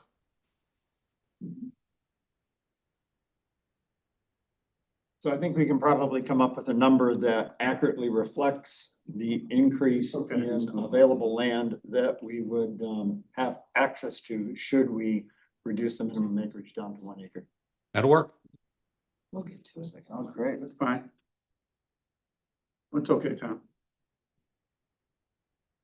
Let's get through this. Yeah. So I think I got the. I think we're, oh, you do, well, I think on we're, my computer. though. we're good if you can come up with a way that's acceptable to the group to describe the increase in land that would be available Yeah, if we reduce the minimum acreage down to 1. I will say that the only thing that we tried doing that originally, but we're gonna have to go in and practically add up every parcel. We're gonna have to go individually and go through the county parcel viewer and add up every property individually, and it's fine to do. It's gonna take some staff. That's substantial. There's about 13,000 parcels, so we will That's have what I to thought. hand count them. Tom, can't Okay. you just publish your map?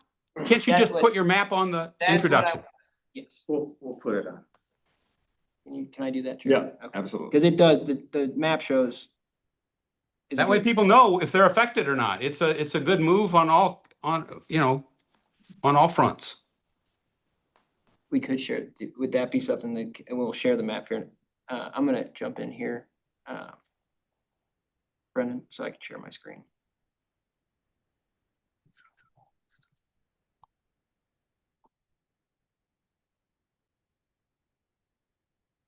All right, this is from. All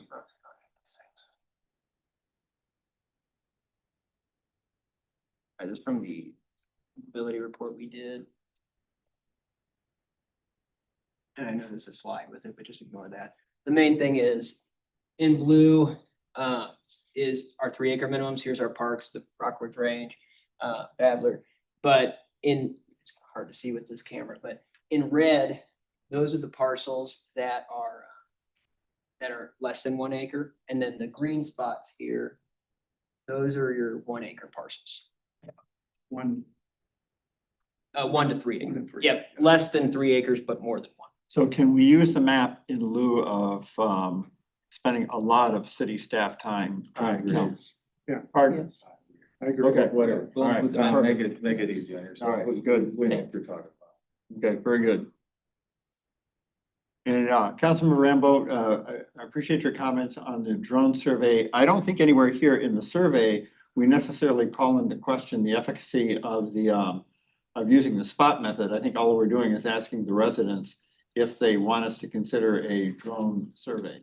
Yeah, but they don't understand what the difference is because council members don't even understand the differences. I've had a difficult time. And again, I mean, the more deer that are taken, the better, as long as hunting doesn't get in the way of culling, because I think we're going to need both no matter what people are saying. And so I'm just hoping to get the best for the least. And we're telling them, hey, should we get a drone survey? Well, people don't understand the alternatives, and they're just thinking, oh, drone, it's a modern technology. And the count is no more accurate, no more effective, but it's more costly than distance sampling. Or maybe we could have a hybrid approach where every other count in a particular area, we do a drone versus a distance sampling. I mean, there's some advantages to doing it. Using both methods. But and if we want to do drones, fine. It's just going to be a bit more costly and a little bit more cumbersome, but it will provide an equal number. But the problems with drones, there's different problems with drones. It takes different training. Is that a heat pump or is that a deer? You know, those kinds of things. And I believe in math and I believe in statistics, and I've seen many results from many studies that that verify or validate distance sampling. So that's all I'm going to say about it. We can do whatever the heck everybody wants to do. All right, thank you. So are we finished with the introduction? I think we are. Okay, all right. I'm done. Okay, all right, very good. So now we take the questions one by one. So section one, about your property, what is the approximate size of the parcel where you live or own property in Wildwood? That one seems pretty straightforward. Does anybody have any issues with that one? No, okay, so that takes care of that. There's a hand up, Rob. Or was that from before? Okay, Rob put his hand. I'm very sorry. That was from before. I just got Not a sidetracked. I'm not, my mind's not working well. I told you I had a bad blood pressure problem. That's why I'm not in person, which I usually am. So sorry. Okay, well, we hope you're feeling better soon. Thank you. All right, section two, property size requirements. Does anyone have any suggestions or questions or comments here? Were we gonna aggregate the parcels? I thought we decided for 1 acre only and not combine small lots. That could be a discussion tonight if that's wants to be done, that would. Is that something we talked about, just We 1 had dis- acre? That wasn't included in the motion, but I know we did this, it was mentioned at the last council meeting, but it wasn't incorporated in the. In the motion? So in question two, option D is to reduce to 1 acre and allow parcel aggregation. And same with option C and D would practically be eliminated from that question if that were to happen. I think that's what we wanted to do. We had that discussion that we didn't want to parcel properties to get that acre. You'd have like 4 property owners going in together. And we thought that'd be too much of a problem. In that case, if there's a motion tonight, we can discuss that. The one thing I would mention though is for option C, it's kind of a middle ground if the reduction wouldn't occur, because it's saying, hey, we'll keep the 3 acre minimum, but we would allow multiple properties to meet that 3 acre minimum as long as it's contiguous. Okay, all right. Yeah. So in that case, maybe it's just eliminating option D, Yes. if that's, and I'll present this question in its full form, and then whatever the committee comes up with tonight, that will be kind of a red line would be shared with the Okay. council. Okay, so here's the question I have on question number 2. So it gives 4 options here currently. And the very first one is to keep the 3 acre minimum. My experience has been in putting together surveys that people are naturally resistant to change.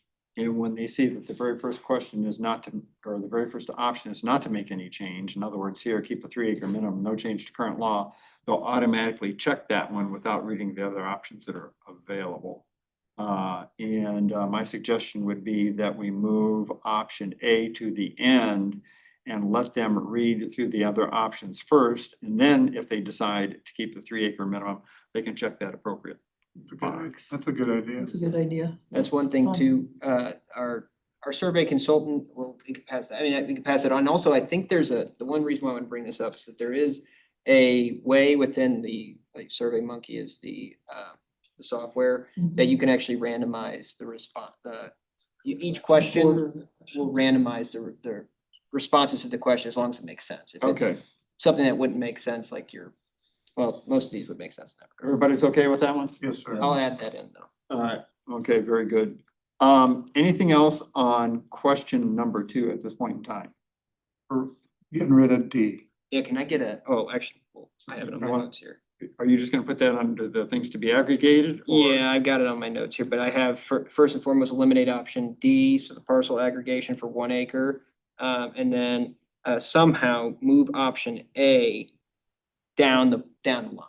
Yeah, option B would become option A, option C Yep. would become B, et cetera. And then option A would become what, I guess, option C if you're eliminating D. Yeah, the one thing I would want to mention is that I would think we probably want to have keep the minimum, the option A before the no preference, I need more information option. Just because that usually you end a question with that response unless we randomize it. Okay, There's a way we might be able to do that. yeah, too. all right. Very good. Okay, I think we move on to section 3. No, you've got question 3. Oh, I'm sorry. Okay, how strongly do you support or oppose reducing the minimum acreage requirement from 3 acres to 1 acre? So how does this change based on the change that we're considering here to question number 2? It doesn't. It Okay. doesn't. It's more so just testing their veracity in their Okay, perfect. control mechanism. And we move on to section number 3, additional archery hunting requirements, I'm sorry. I'll mention one here. Says some neighboring communities have adopted additional local requirements such as hunter registration, notification requirements, liability insurance requirements, and local deer harvest reporting. To me, this is again, a very ambiguous statement. When we say some neighboring communities, are we talking about 2? Are we talking 5? Are we talking 7? Have 7 communities adopted hunter registration? Has 1 or 2 communities adopted hunter registration? I don't think I that think it should matters. say most instead of some. Don't you, I mean, I think it's just implying that this has been implemented in other cities. Think about it and read this question. I guess my concern is by saying some. Again, it's just kind of a subjective number. Surrounding cities. Surrounding cities. it's, That infers that all. well, Then I always use the statement that almost all west and southwest communities, you know, are doing some form of deer management. Okay, So some is not the right, I agree, some is not the right adjective. It's, and I guess you don't want to say all, but it's at least What most. did we say across the United States, many communities, and then it's not pointing to any one city in the city. In the state. Actually, you just kind of nailed it. What about across St. Louis County, many communities? Yes, That be okay to everybody? Across St. Louis County, many communities versus some? yeah. Hey, my hand's been up a while. All right, sorry, Rob. No, that's okay. I just, very quickly, I think we know the surrounding communities and we can, if not, we can know in at maximum an hour. I think it's documented already which ones have additional requirements and which ones do not. I think every other community around us, with the exception of Chesterfield, is mostly 1 acre and below. So they have different needs, different requirements, and it was worth it for them to reassure citizens by having additional requirements. Wildwood, out here in the Wild West, you know, we're on 3 acre minimum. People would go ballistic if suddenly they had to get a permit from the city and so on and so forth just to hunt their own land or their neighbor's land or just whatever. I mean, we're really talking about 2 communities here. The change that we're contemplating is 1 acre minimum, which is in wards 3, 4, you know, kind of in the eastern suburbs where folks will be hunting on, you know, tiny little yards in, in built up areas. And the concern is the disruption for the rest of the community that may not cotton to hunting. But out here, it's different. And so I think we need to consider that we're going to turn a whole lot of people off out here if we suddenly decide to require a permit and so on and so forth. And I don't know how that fits in with our desire to increase hunting opportunities for the folks, for the bow hunters. So that's just a comment. I don't know how to incorporate that. Maybe it goes in the introduction as well, but the introduction is getting bigger already. So it was worth making that statement. Thanks. Well, no, I think you bring up an interesting comment here, because I don't know that we've had an in-depth discussion to decide where we want some of these additional requirements. I'm assuming, and again, assuming it's very dangerous, I know that we would only want these additional requirements for lot sizes that are smaller than 3 acres. So I thought the attorney said that we had to do it citywide. I may be mistaken on that point. We've talked to deer management a whole lot, but But the reality is, we're not sanctioning hunting on 1 acre minimum for the elite only, which includes the folks that have, faithfully come to our meetings. We're talking about everybody, including somebody that bought a bow yesterday, and a lot of them now are using crossbows, which is an almost scary thought for me in densely populated areas. So there's a little bit more to it. If we have a permit process, we have an opportunity to do further vetting to the city standards, and it makes some sense. But by the same token, out here in the wilderness, nobody's going to like it. So it's a tough problem. I thought it was worth throwing out. All right, so I appreciate that, but I'm wondering, is the survey the appropriate place to be talking about this particular subject, or is that something for discussion when we get to the point where we're actually putting together a change to the city ordinance? Maybe not, except that we were talking about permits. Okay. We were talking about additional requirements, and that it seemed appropriate to at least broach the subject. All right, very good, thank you. So city administrator, can you clarify that point? The city attorney had looked at it. It would be very difficult to implement a set of regulations for over 3 acres and a set of regulations for less than 1. It could pose Okay. potential legal challenge. He said it could be done possibly, but it would be difficult. There would be Alright. some claims. Councilmember Dodwell. I would keep it as it is for number 4. You want to see none of the above, or none would apply, and then we can see how many of those come in versus individuals who want to see registration and permits and all that kind of stuff, so. And one thing too, and we talked about this a little bit earlier, but just wanted to confirm while we were here. One of the options that the department noticed while we were here tonight, we want to add in, so add this as an option, notification, require notification to surrounding property. I agree. Okay, Excellent. just want to make sure that was. Okay, and then the other item we had was, it currently states some neighboring communities have adopted blank. Now it'll be replaced with, across St. Louis County, many communities have adopted additional local requirements. So that's going to be swapped out. Okay, all right, very good. Anything else regarding question number 4?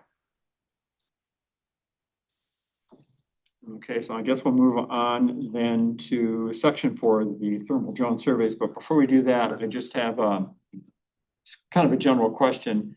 Just within the past day or two, I've received some suggestions for modifications to the survey from residents, and have looked through those, and then I've also received some information from Councilman Rambo regarding deer management.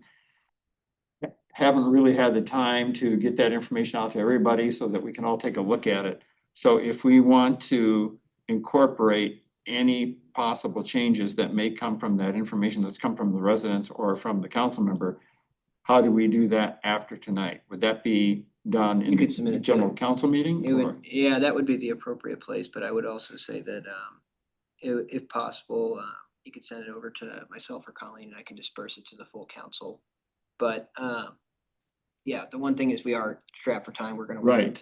So that's, if possible, you can distribute it to me, or preferably Colleen, who could then send it out to the full council, or maybe we can set a timeline to, like, hey, everybody submit their stuff if there is anything. You can just forward it to me. All right. I'll send it out to All you. right, perfect, yeah. So I want to keep us on the timeline, but I don't want to miss the opportunity to get some further input. Yeah, that would be fine.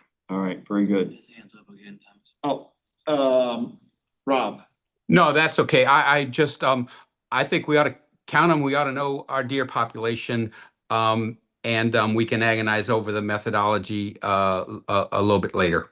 Okay. I had another comment, but we already moved on, so thanks. All right, thank you.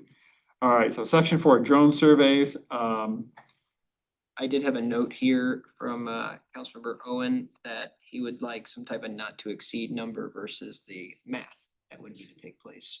Okay. Even if it does skew, that's. Okay. Yeah, he had to leave. Yeah, so Councilmember Owen deserves a real attaboy because he is zooming in while he is on his 10th wedding anniversary trip with his wife down in the Caribbean. So We should present a plaque to him at the next council meeting. All right. Is Matt gone too? Yeah. So, okay, Yeah, Matt left a long time yeah, ago. yeah. All right, so. So what are we gonna say about the drone survey again? So the thermal drone surveys, City Administrator Lee, if you please repeat that, I think Councilmember Owen wanted to have a not to exceed dollar figure there for There, drones. originally there was a discussion of, hey, it's kind of vague, but then it was saying, well, what if you include the acreage of what we did do in December of 25, and then just say that was 10,000, they could do the math, but then Councilor Owen had brought up that we should in fact just provide a rough estimate, which if we do that rough math, it's $50,000 to $60,000. And the council would still have the option, if it came in at $62,000, we Yeah. could either accept it or reject it. We or- could say approximately, but the one thing is that could be viewed as skewing, because it somewhat, you don't have that, if we had a quote, it would be nicer to say, hey, this is exactly how much it would cost, but I think approximately 50 to 60 would be a fair estimate. Okay, perfect. The distance sampling is accurate, but the problem is there's property owners that don't let you go into their property. And so you don't really get an accurate count. And you don't go into the high density areas. So a drone survey does give you an accurate count of your deer. And again, the purpose is so we take our responsibility of our deer population and we don't overkill. If we're gonna reduce it, we really want to know the number out there. And that would be crucial, I would think. That's true data. And so I just want to emphasize that. It's accurate data, complete data. Councilmember Dodwell, did you have a? Do they have to get permission to drive a drone over somebody's property? No, they don't. They do have, there are considerations for Okay. the and portions of the NE2 region and also portions of the NE1. They have to set it up specially because we have the airport up in the north, in the Chesterfield Valley, Yeah. which has different height requirements for altitude. Rob, you have your hand up? Yes, sir, I do. Thank you. Two things. First of all, I guess Tom is doing the math on counting the entire city, which would include 12 square miles of parkland, et cetera. And so we can get a drone survey done for quite likely for less than that, because it cost us $10K for 7 miles. And if we're talking about the 30 square miles of the original culled areas, areas 1 through 6, we're only talking about 4 1/4 times 7, which is roughly 30K. And so it may be cheaper, but I do want to push back that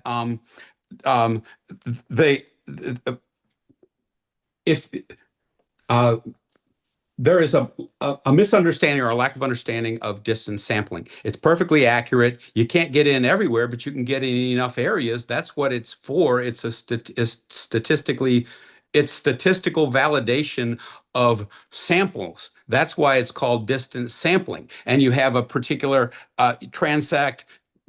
Tom and I have talked about it, so he understands. Maybe he can explain it better than I in my addled state. But distance sampling is perfectly valid, and if we should probably look at both methods for cost savings and so forth. We'd be more likely to find qualified biologists to help us with the distance sampling than with the drone count. But I don't care at all which way we count. Maybe a hybrid method or something like that, but I just don't think we should discount distance sampling just because we don't understand it. And that's my comment. Thank you. It's Councilmember Doug.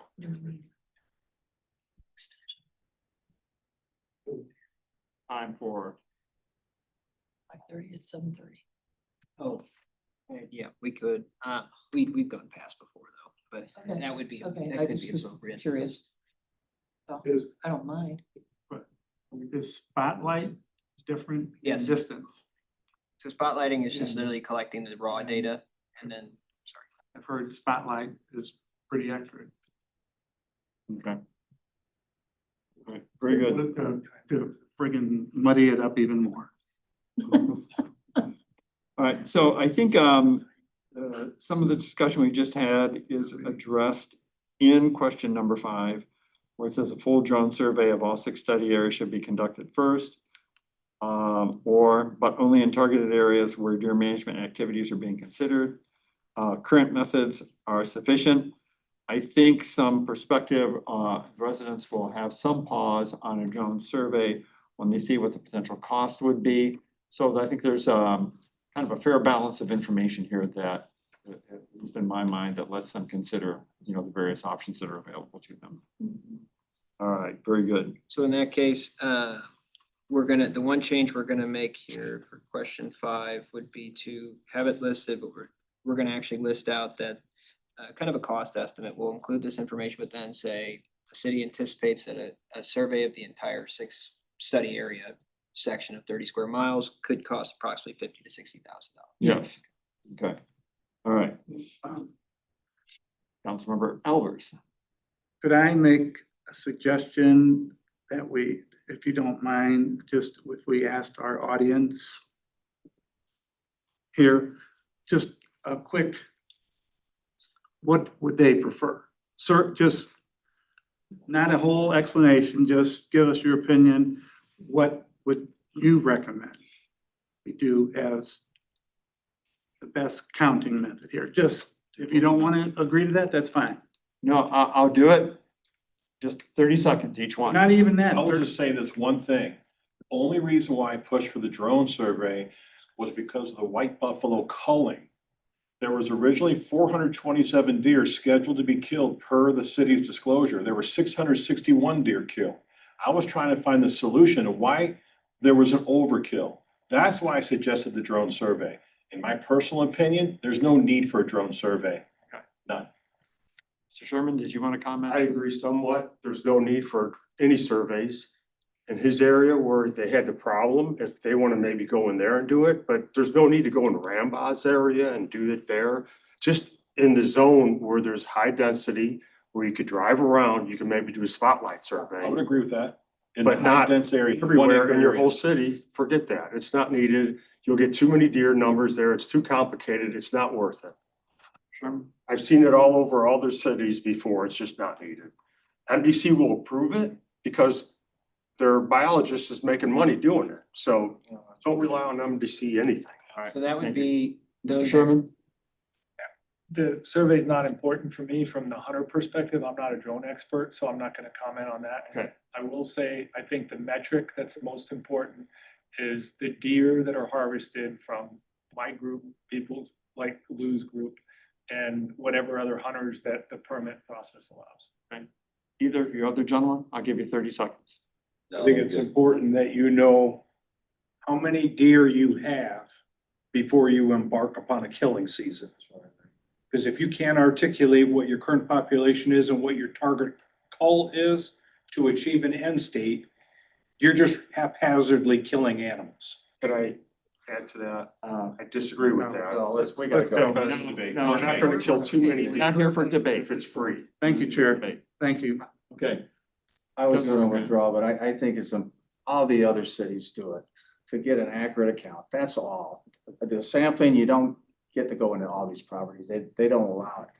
And I just think it's important we know how many deer we have out there. Okay. I think that's our responsibility as a city. We manage our deer. We gotta know how many we have. Yeah. And that money's well worth it, in my opinion. So that's Thank it. you. So before we go to Councilman Rambo, the final decision on what type of a survey, we'll do the survey here regarding using drones, but the final decision regarding using drones will be made by the entire city council. Yeah, that would be an expenditure and go through our traditional. Sure. Councilmember Rambo, back to you. Yeah, very quickly. I had calls literally from folks 8 miles away from the nearest cull area claiming that there were no deer. And I have, we're overrun with deer out here. I wish, we could get rid of, 2/3 or more of them and bring the ecology back into balance. That's just my personal opinion. But I will say that we get.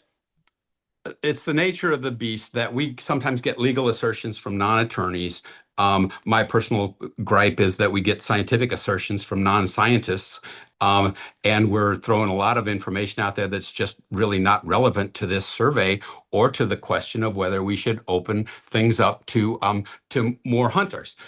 We kind of decide on a conclusion and then and then work the facts to fit it instead of doing it the other way around. And so I will say that once again, distance sampling is perfectly legitimate, perfectly valid. It works perfectly well. And whatever way we can count the deer accurately is the way we ought to do it. That's it. All right, thank you. All right, anything else on section 4? Okay, moving on to section 5, deer management approach. And question 6, the preferred approach to deer management. We have a couple of options here. Primarily rely on recreational archery by residents, including possible changes to acreage requirements. Resume professional deer management such as contracted sharpshooting programs as the primary tool while maintaining current hunting regulations. Use a combination of both recreational archery and professional culling, including possible changes to acreage requirements for archery hunting. Do not support active deer population management. And then last but not least, it says no preference / not sure. So does anyone have any questions, comments, or suggest changes here?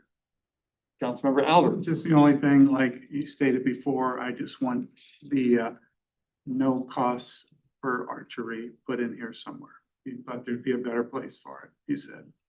I don't know if it's there at the choices in Q6, preferred approach. I mean, I think that's important to state somewhere in the survey. Could you put a note by recreational, we mean no charge or? Yeah, something along the lines, I guess it would be primarily rely on recreational archery hunting by residents who would provide their service free of charge.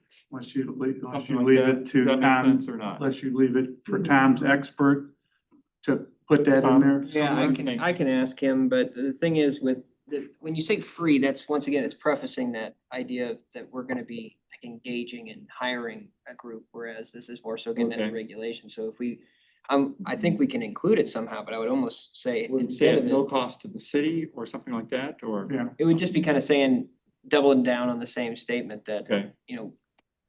Why Why don't you take a look at it from a legal standpoint and see if you can incorporate something that addresses Councilmember Albert's suggestion. I will definitely do that. thanks. Maybe change it to primarily rely on recreational archery hunting by residents on their own property or something along those lines. So they're not moving from property to property. I don't know, just a thought. Sorry.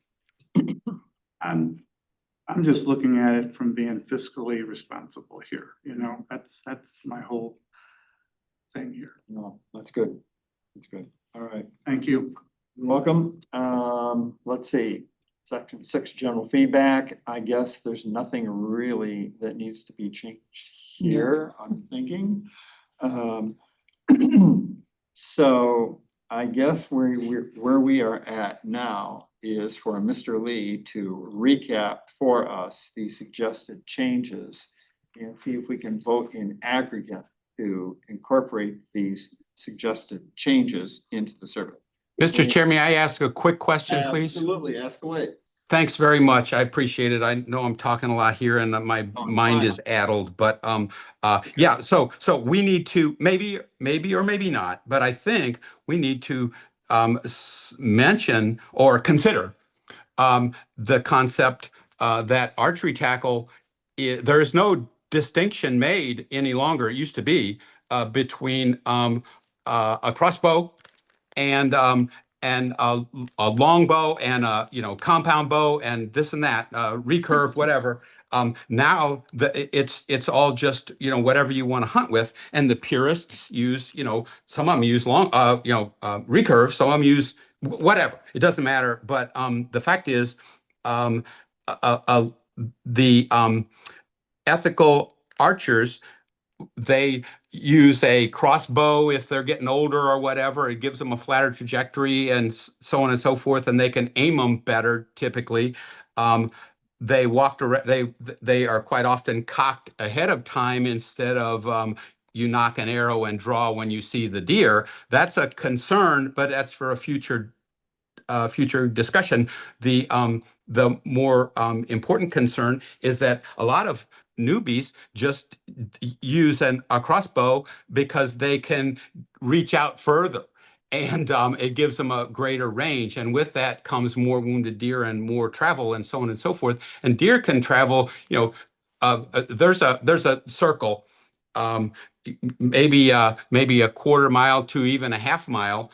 Conservation Department recommends waiting for 15 minutes if it's plainly a heart double lung shot, which is the gold standard, and it recommends waiting 12 to 24 hours if it's a bad shot to let the deer lay down and bleed out, which is all well and good unless you live in the neighborhood, and that means 25 or 50 properties need to be notified. And I don't think we have addressed that, and it's not putting the thumb on the scale to tell people that you need to expect a little bit greater presence of unpleasant activities in your neighborhood if you approve this. And oh, by the way, it's not going to be just bows, it's going to be crossbows as well. Those are important points. I don't know where they belong, but maybe in the introduction. Okay. That's it. All right, thank you. All right, if there's nothing else, then I guess, Mr. Lee, it's up to you to recap all the suggested changes. Yep. And then we will entertain a motion possibly to approve all the suggested changes in aggregate. Yep, that would be, and we'll go through these, but real quick, a way to maybe phrase that free item, maybe it's like a disclaimer somewhere in the survey that says amending the code to allow archery hunting on smaller parcels will not result in any direct cost to the city from individual hunters or hunting groups. You okay with that? Good. All right, good, thank you. No problem. We'll probably work that into the introduction, if that's okay. All right. Oh, and before you recap that, just as a just to kind of mention what I mentioned before, some of the information that I've just received within about the past 48 hours regarding other suggested changes, I will get that to you later. And then those suggested changes can be considered when this goes before the council. Yep, there would have to be a motion by a council member to entertain those changes, but if they can, as specific as they can possibly be, so we could make Okay.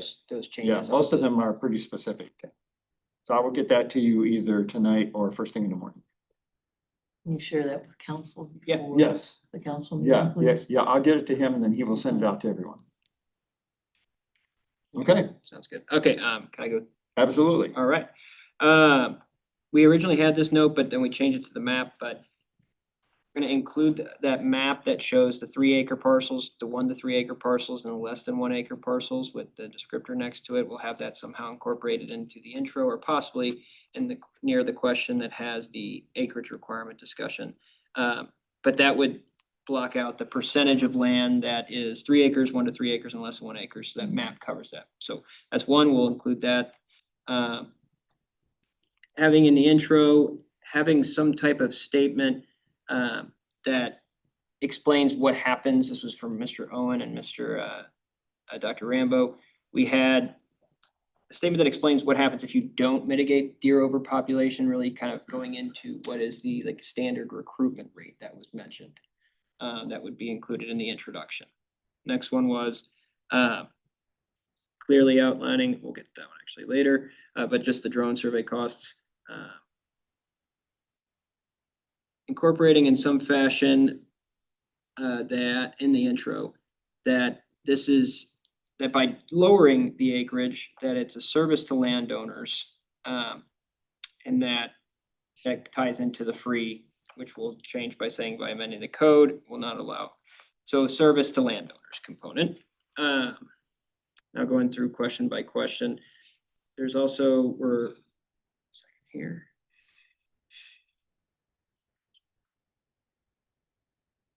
There was mentioning about, we didn't have a direct motion on it, there were a note, but there was mentioning that distance sampling is fine, but we did not change that question. Question 1, we had no changes, and that was the question. It's a question about the size of the property. Question 2 asked the exact requirements of what we're changing, what we're considering to change. We're going to be, at least in the red line, eliminating option D, which was reduce to 1 acre and allow parcel aggregation. We'll keep the rest of the options and then randomize or move option A down the list. Question 3, there were no changes. It's just a enthusiasm question. Question 4, we had 2 changes. We are going to be adding an option, which one is add notification to surrounding property owners as a requirement and that they could select. And then in the descriptor in section 3 says some neighboring communities, we will be changing that to across St. Louis County. Many communities have adopted additional local requirements. So that's all for option, question 4. Question 5 is we will include the exact cost, an approximate cost for the survey, which we are stating and agreeing to at the committee here. That would be approximately $50,000 to $60,000 to cover all 6 service areas. Question 6, that was all for question 5. That actually we're, by having that statement about the, how there will not be any direct expenses incurred from changing the archery hunting regulations, that actually was covered and is going to be included in introduction. So question 6 would have no direct changes. Okay, all right. Everybody good? Sorry, there's a lot. In that case, I will entertain a motion to approve these suggested changes in aggregate made by Councilmember Kranz. Do we have a second? A second. By Councilmember Means. Any further discussion?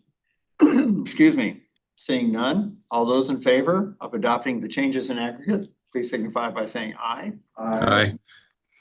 Those opposed? Abstentions? Motion carries. All right, very good. We got through this.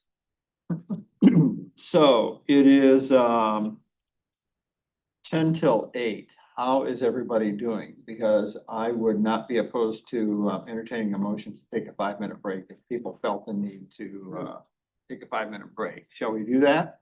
Let's do it. All right. Okay, so I guess we need a formal motion on that, or can we just do it? All right, 5-minute break.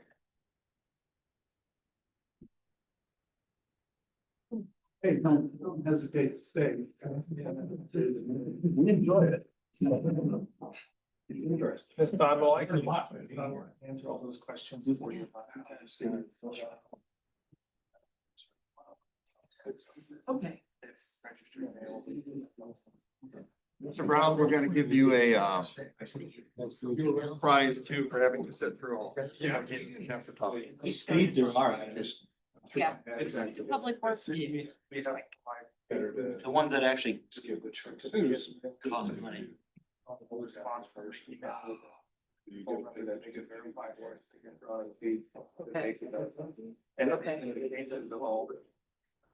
It's a long drive home. Popcorn. Okay. Responsibility, just other than. Yeah, because we could, Cost me a lot of mail. yeah, we could probably pull addresses and that kind of thing and resident names or something. You can't do. Realist, yeah. It's on Realtor.com. MLS has it all. I don't wanna So, hold you up. No, okay.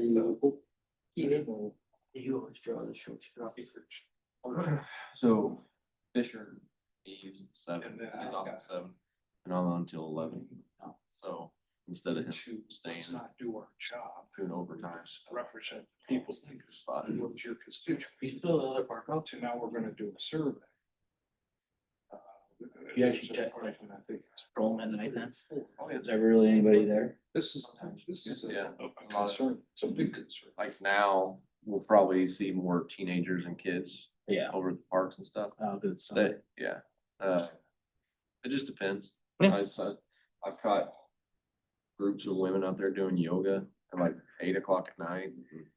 Well, it's not dark yet, so I guess that's the way they look at it. It's dark then. It was like, this was like November, December time. Oh. Yeah. Okay, that's a little crazy. Yeah, but all kinds of just. You never know. You never know, random people through there, so. Look at this. Look what just happened. No, It was 1-0. he just homered. Did he really? He's just trying to. Holy cow. Traded. If the city were to. I was watching, or I was checking it, until he struck out. I was like, oh, that's shocking. Yeah, I could be watching this. Look at this. You know who Blaze Jordan is? No, but my son keeps telling me, he's like, are they gonna cost Jordan? Close to all. He said they could get rid of So him. what started as a. But the same thing happened when they're like, oh, call up Jimmy Crooks. He's doing You terrible. have done nothing. The land still has to write this up. Did he hit tonight? Jimmy Crooks, oh, well, now he grounded out, but So what do you need liability insurance? clearly There's still liability. You don't need to pay. No, I Still don't. responsible. Those are established litigation. not. So you're, yes, I think it was Mr. Rambo commented. There's that section of the city. Yeah. This- Isn't affected by this little small acre plots. And you're about to. It's getting old. Solutions for that. It's like, no, we don't need a 5-minute break. I don't want to be here 5 minutes. I know, I'm like, keep it rolling. At least Rick's quick. I'm gonna set a timer. Just jinxed it. You're just informational until you get to the last one. It should be a couple of, we'll post that till next month. We can. Okay. I'd be open to that if that's what we want to do. I didn't know there was such a thing. Frankly, Rick, we just need to cover the CSA. That's the main one. So Amy, you wrote down every word everybody said over the last 2 hours. I would not go that far, Information ones. but if I could say yes, to make myself sound good, but Let's say I can find this. My head was spinning. I would say the right of way one too. I would actually prefer The to shopping get a center. little time to breathe. right away. He's got that. shopping center. You got basketball, trading cards. I don't frequent over there very Uh, often. People rent out this room. I'm assuming some kids must have came with a sewing group or something. Somebody. That's true, like for HOA meetings, right? Yeah, that's probably a kid that came up Oh, with the, Yeah, I Oh, don't, you got one? going after you. Yeah. Parking lot. No, Then you put that code in there. it's like a. I appreciate And I your love crystal. full perspective on stuff. But I put eight. Thank you for sharing. Not enough to support it. I'm not against it. I'm Oh, just. too, let's wait to see. We're gonna figure out how manage it. Yeah, that's like kind of what they were saying. Don't live on. Yeah. Say go. You still the host. Too, because Rick wants me to share. I was never the most, I haven't encouraged these But guys. he needs to I had share his reach screen out to too, some of no? these people who have If we don't push to, this. to go in there and, show us what they can do, Yeah. And, they can come back and say, hey, we hunted on these 50 acres and Uh-huh. that. And, Well, it comes on the bigger roads. My concern again on the. I live I worked right. on a down half here an acre. for about It's the largest property in the whole subdivision. Sure. 9 years of that. So. Most of them are less than, All week long, I'm like, and I so worked over here. even if you shoot a deer and it I mean, with the. it's still gonna go wandering into somebody else's yard. And so a process has to be Yeah. put into place. I did, signed and qualified. It's not time sensitive at this point. The kid. That was the other action. And I was so worried on some of these issue. Qualifies. Safety has.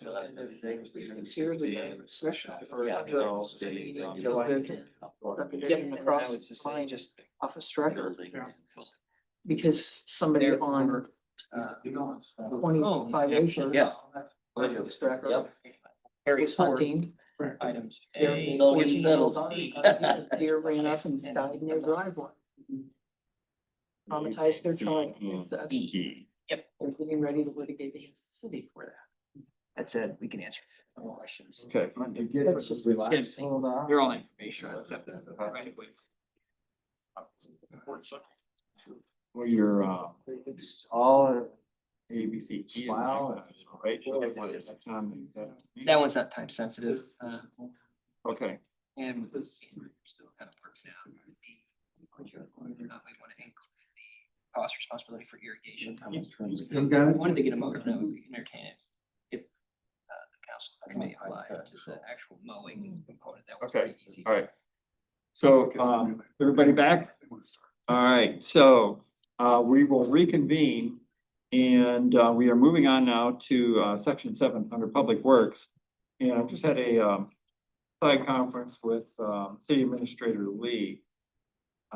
Items A, B, and C are informational items only, so they do not have to be covered tonight and could be deferred to the July meeting.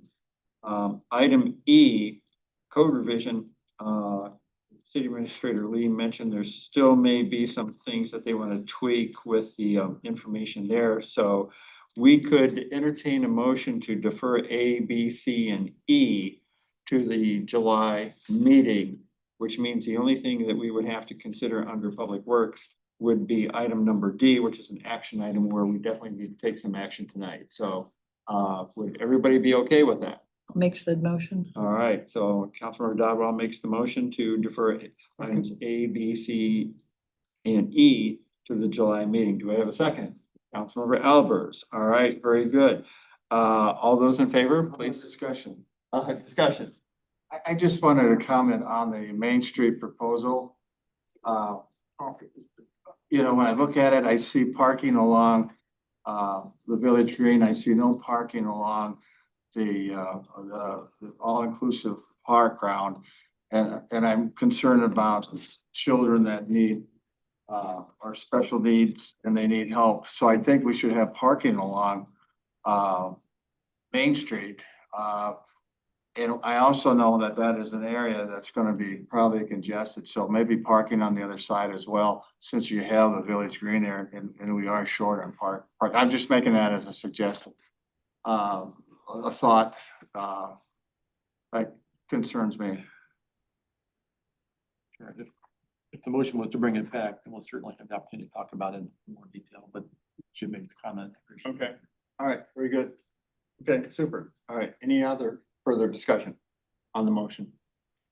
Seeing none, all those in favor signify by saying aye. Aye. Those opposed? Abstentions, motion carries. So Director Brown, we're gonna go easy on you tonight. I guess all we have is item D. So I guess we turn things over to you. Thank you, council members. Item D is the consultants services agreement request for Green Pines Connector Path.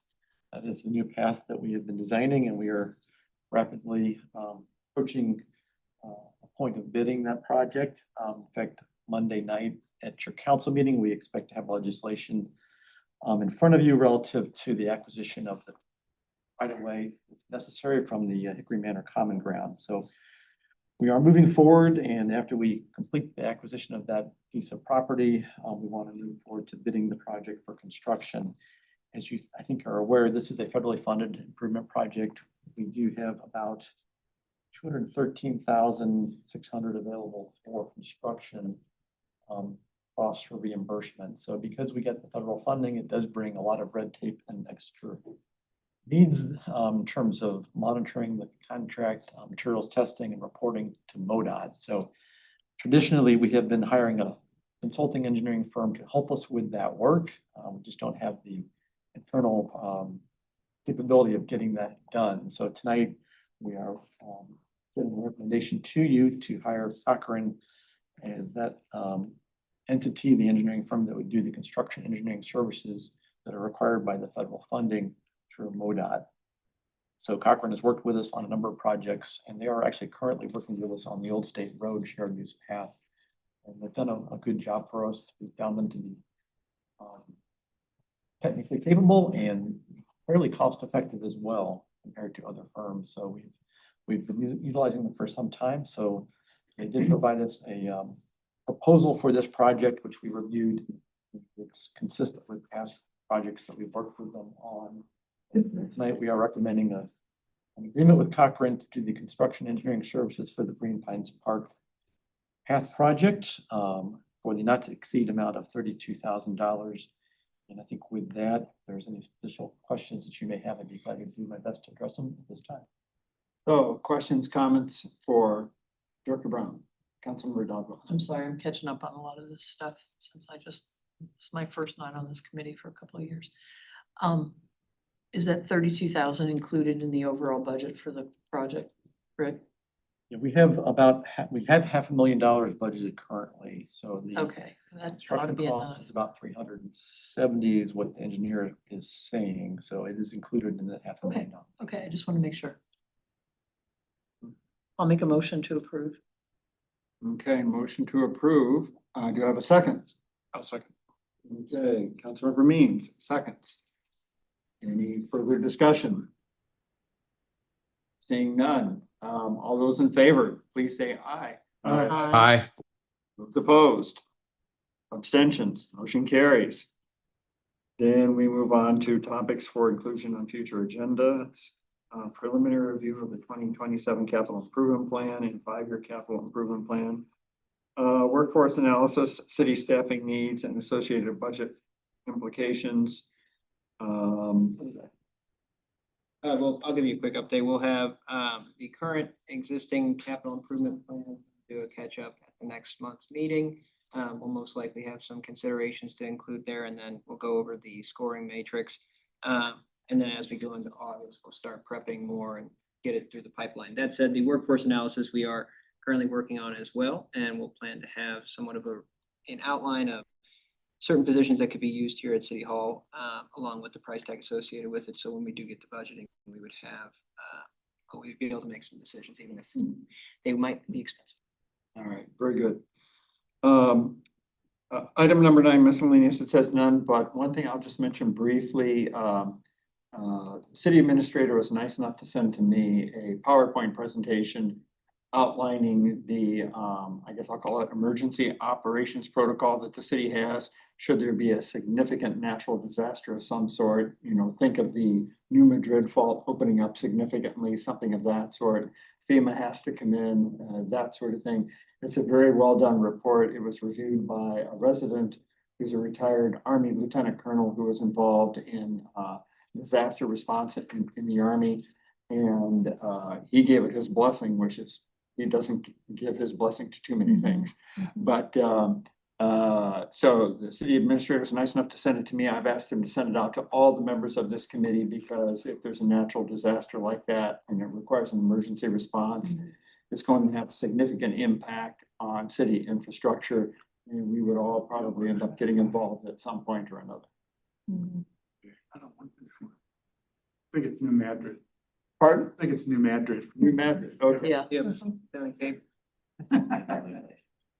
All right, next meeting is Tuesday, July. Hey, Scott, Yes, I have just a miscellaneous item, follow on to what you said, actually. There is an organization, there's a training venue called CERT, C-E-R-T, Community Emergency Response Team. And I went through it a few years ago. It was local. It was right there in City Hall, and had a number of local folks in the training.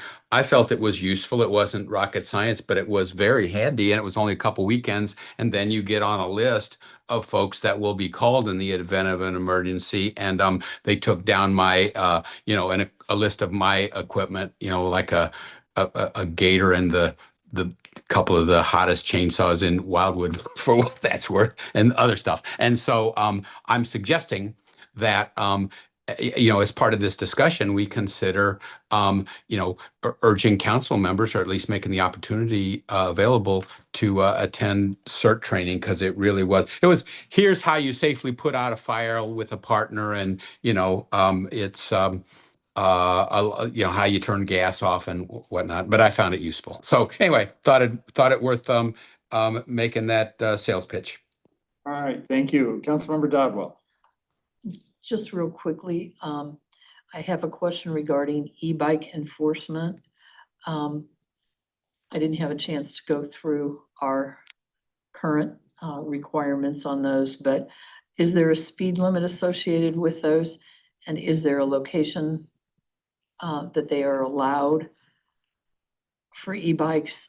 And then number 3, if we've got somebody that is, or somebody's that is creating havoc in a location as far as the citizens are concerned, do we reach out to the police? Do we call the city? What do we do? Call the police immediately. Okay. That said, a couple things, and this has been a problem we've been trying to address, and we do have laws in the books currently. We're about to put out some messaging for it. Nonetheless, there's a big difference between an e-bike and a motorized electric bicycle that is pedal infused. If you have pedals, we have a different set of regulations, but if it's one of the mini motorcycles or pocket rockets or mini bikes, those are absolutely prohibited on Okay, that's what I sidewalks, thought. trails, parks, unless explicitly stated. We don't have any. E-bike is, I thought we could. On, no, e-bikes are. Let's treat them separately. Oh, Set them on- okay, I'm not familiar with what you're talking. Like little tiny Scooters. Many. electric scooters, electric skateboards, and electric, they have like these tiny little motorcycles that Oh, are, okay. they're practically motorcycles. We call them mini bikes. Yep, mini bikes. Yep, Mhm. everyone's got new name for them now. Mini bikes, though, that said, you can legally ride one. You need a driver's license on the road, and you can't ride it on the sidewalk. So there's some Okay. definite requirements there. So that's one. 2, if anybody notices them, this goes to the public too. If you notice, kids on these that don't look 16, then call the police, especially if they're just walking home with it. If they're driving around, they shouldn't. E-bikes, though, speed limit on is 15 miles per hour. And there's also a 1 horsepower is supposed to be the maximum power presented from the Okay. actual bike. It needs to have pedals, very important. If it doesn't have pedals, it's not a bike. Not that kind of bike. And there are we have regulations in the code that state that the city has rights at any time to pretty much bar the use of electric bicycles on any segment of trail that we deem fit is Mhm. just based off of need for public safety. So also you gotta be 16 years or older. Can you just do me a favor and direct me to which part of the city code that's in? So one You thing. can do that tomorrow, Thomas. It just, okay, right this minute. So one thing that may be helpful for Councilmember Dodwell, in fact, maybe the entire council, is to forward out we have an officer in the room here. I don't know if he's carrying one tonight, but there's those cards that I think the officers carry. It's kind of a brief, I'll call it a cheat sheet for lack of a better term, that they can hand out to residents or people that they may find in violation of the law regarding their bikes. We can get you a PDF of that. And That'd if be you have perfect, yeah. residents calling in and asking questions, you can forward this on to the residents. That'd be perfect too. Yeah, Please send that out via email. yeah, Yep, city administrator will do that. that'd be great. Okay, Kids are off school and there's a lot more activity going on. I'm getting more complaints, so. Scooters are friggin' everywhere. all right. Next meeting Probably date, e-bikes Tuesday, going July 30 miles the 7th, an hour. 2026 at 5:30 PM. Now, the section that's everyone's favorite, section number 11, adjournment. I'll entertain a motion to adjourn from Councilmember Kranz. Do I have a second? Councilmember Means. Okay, this is non-debatable, thank goodness. All those in favor, please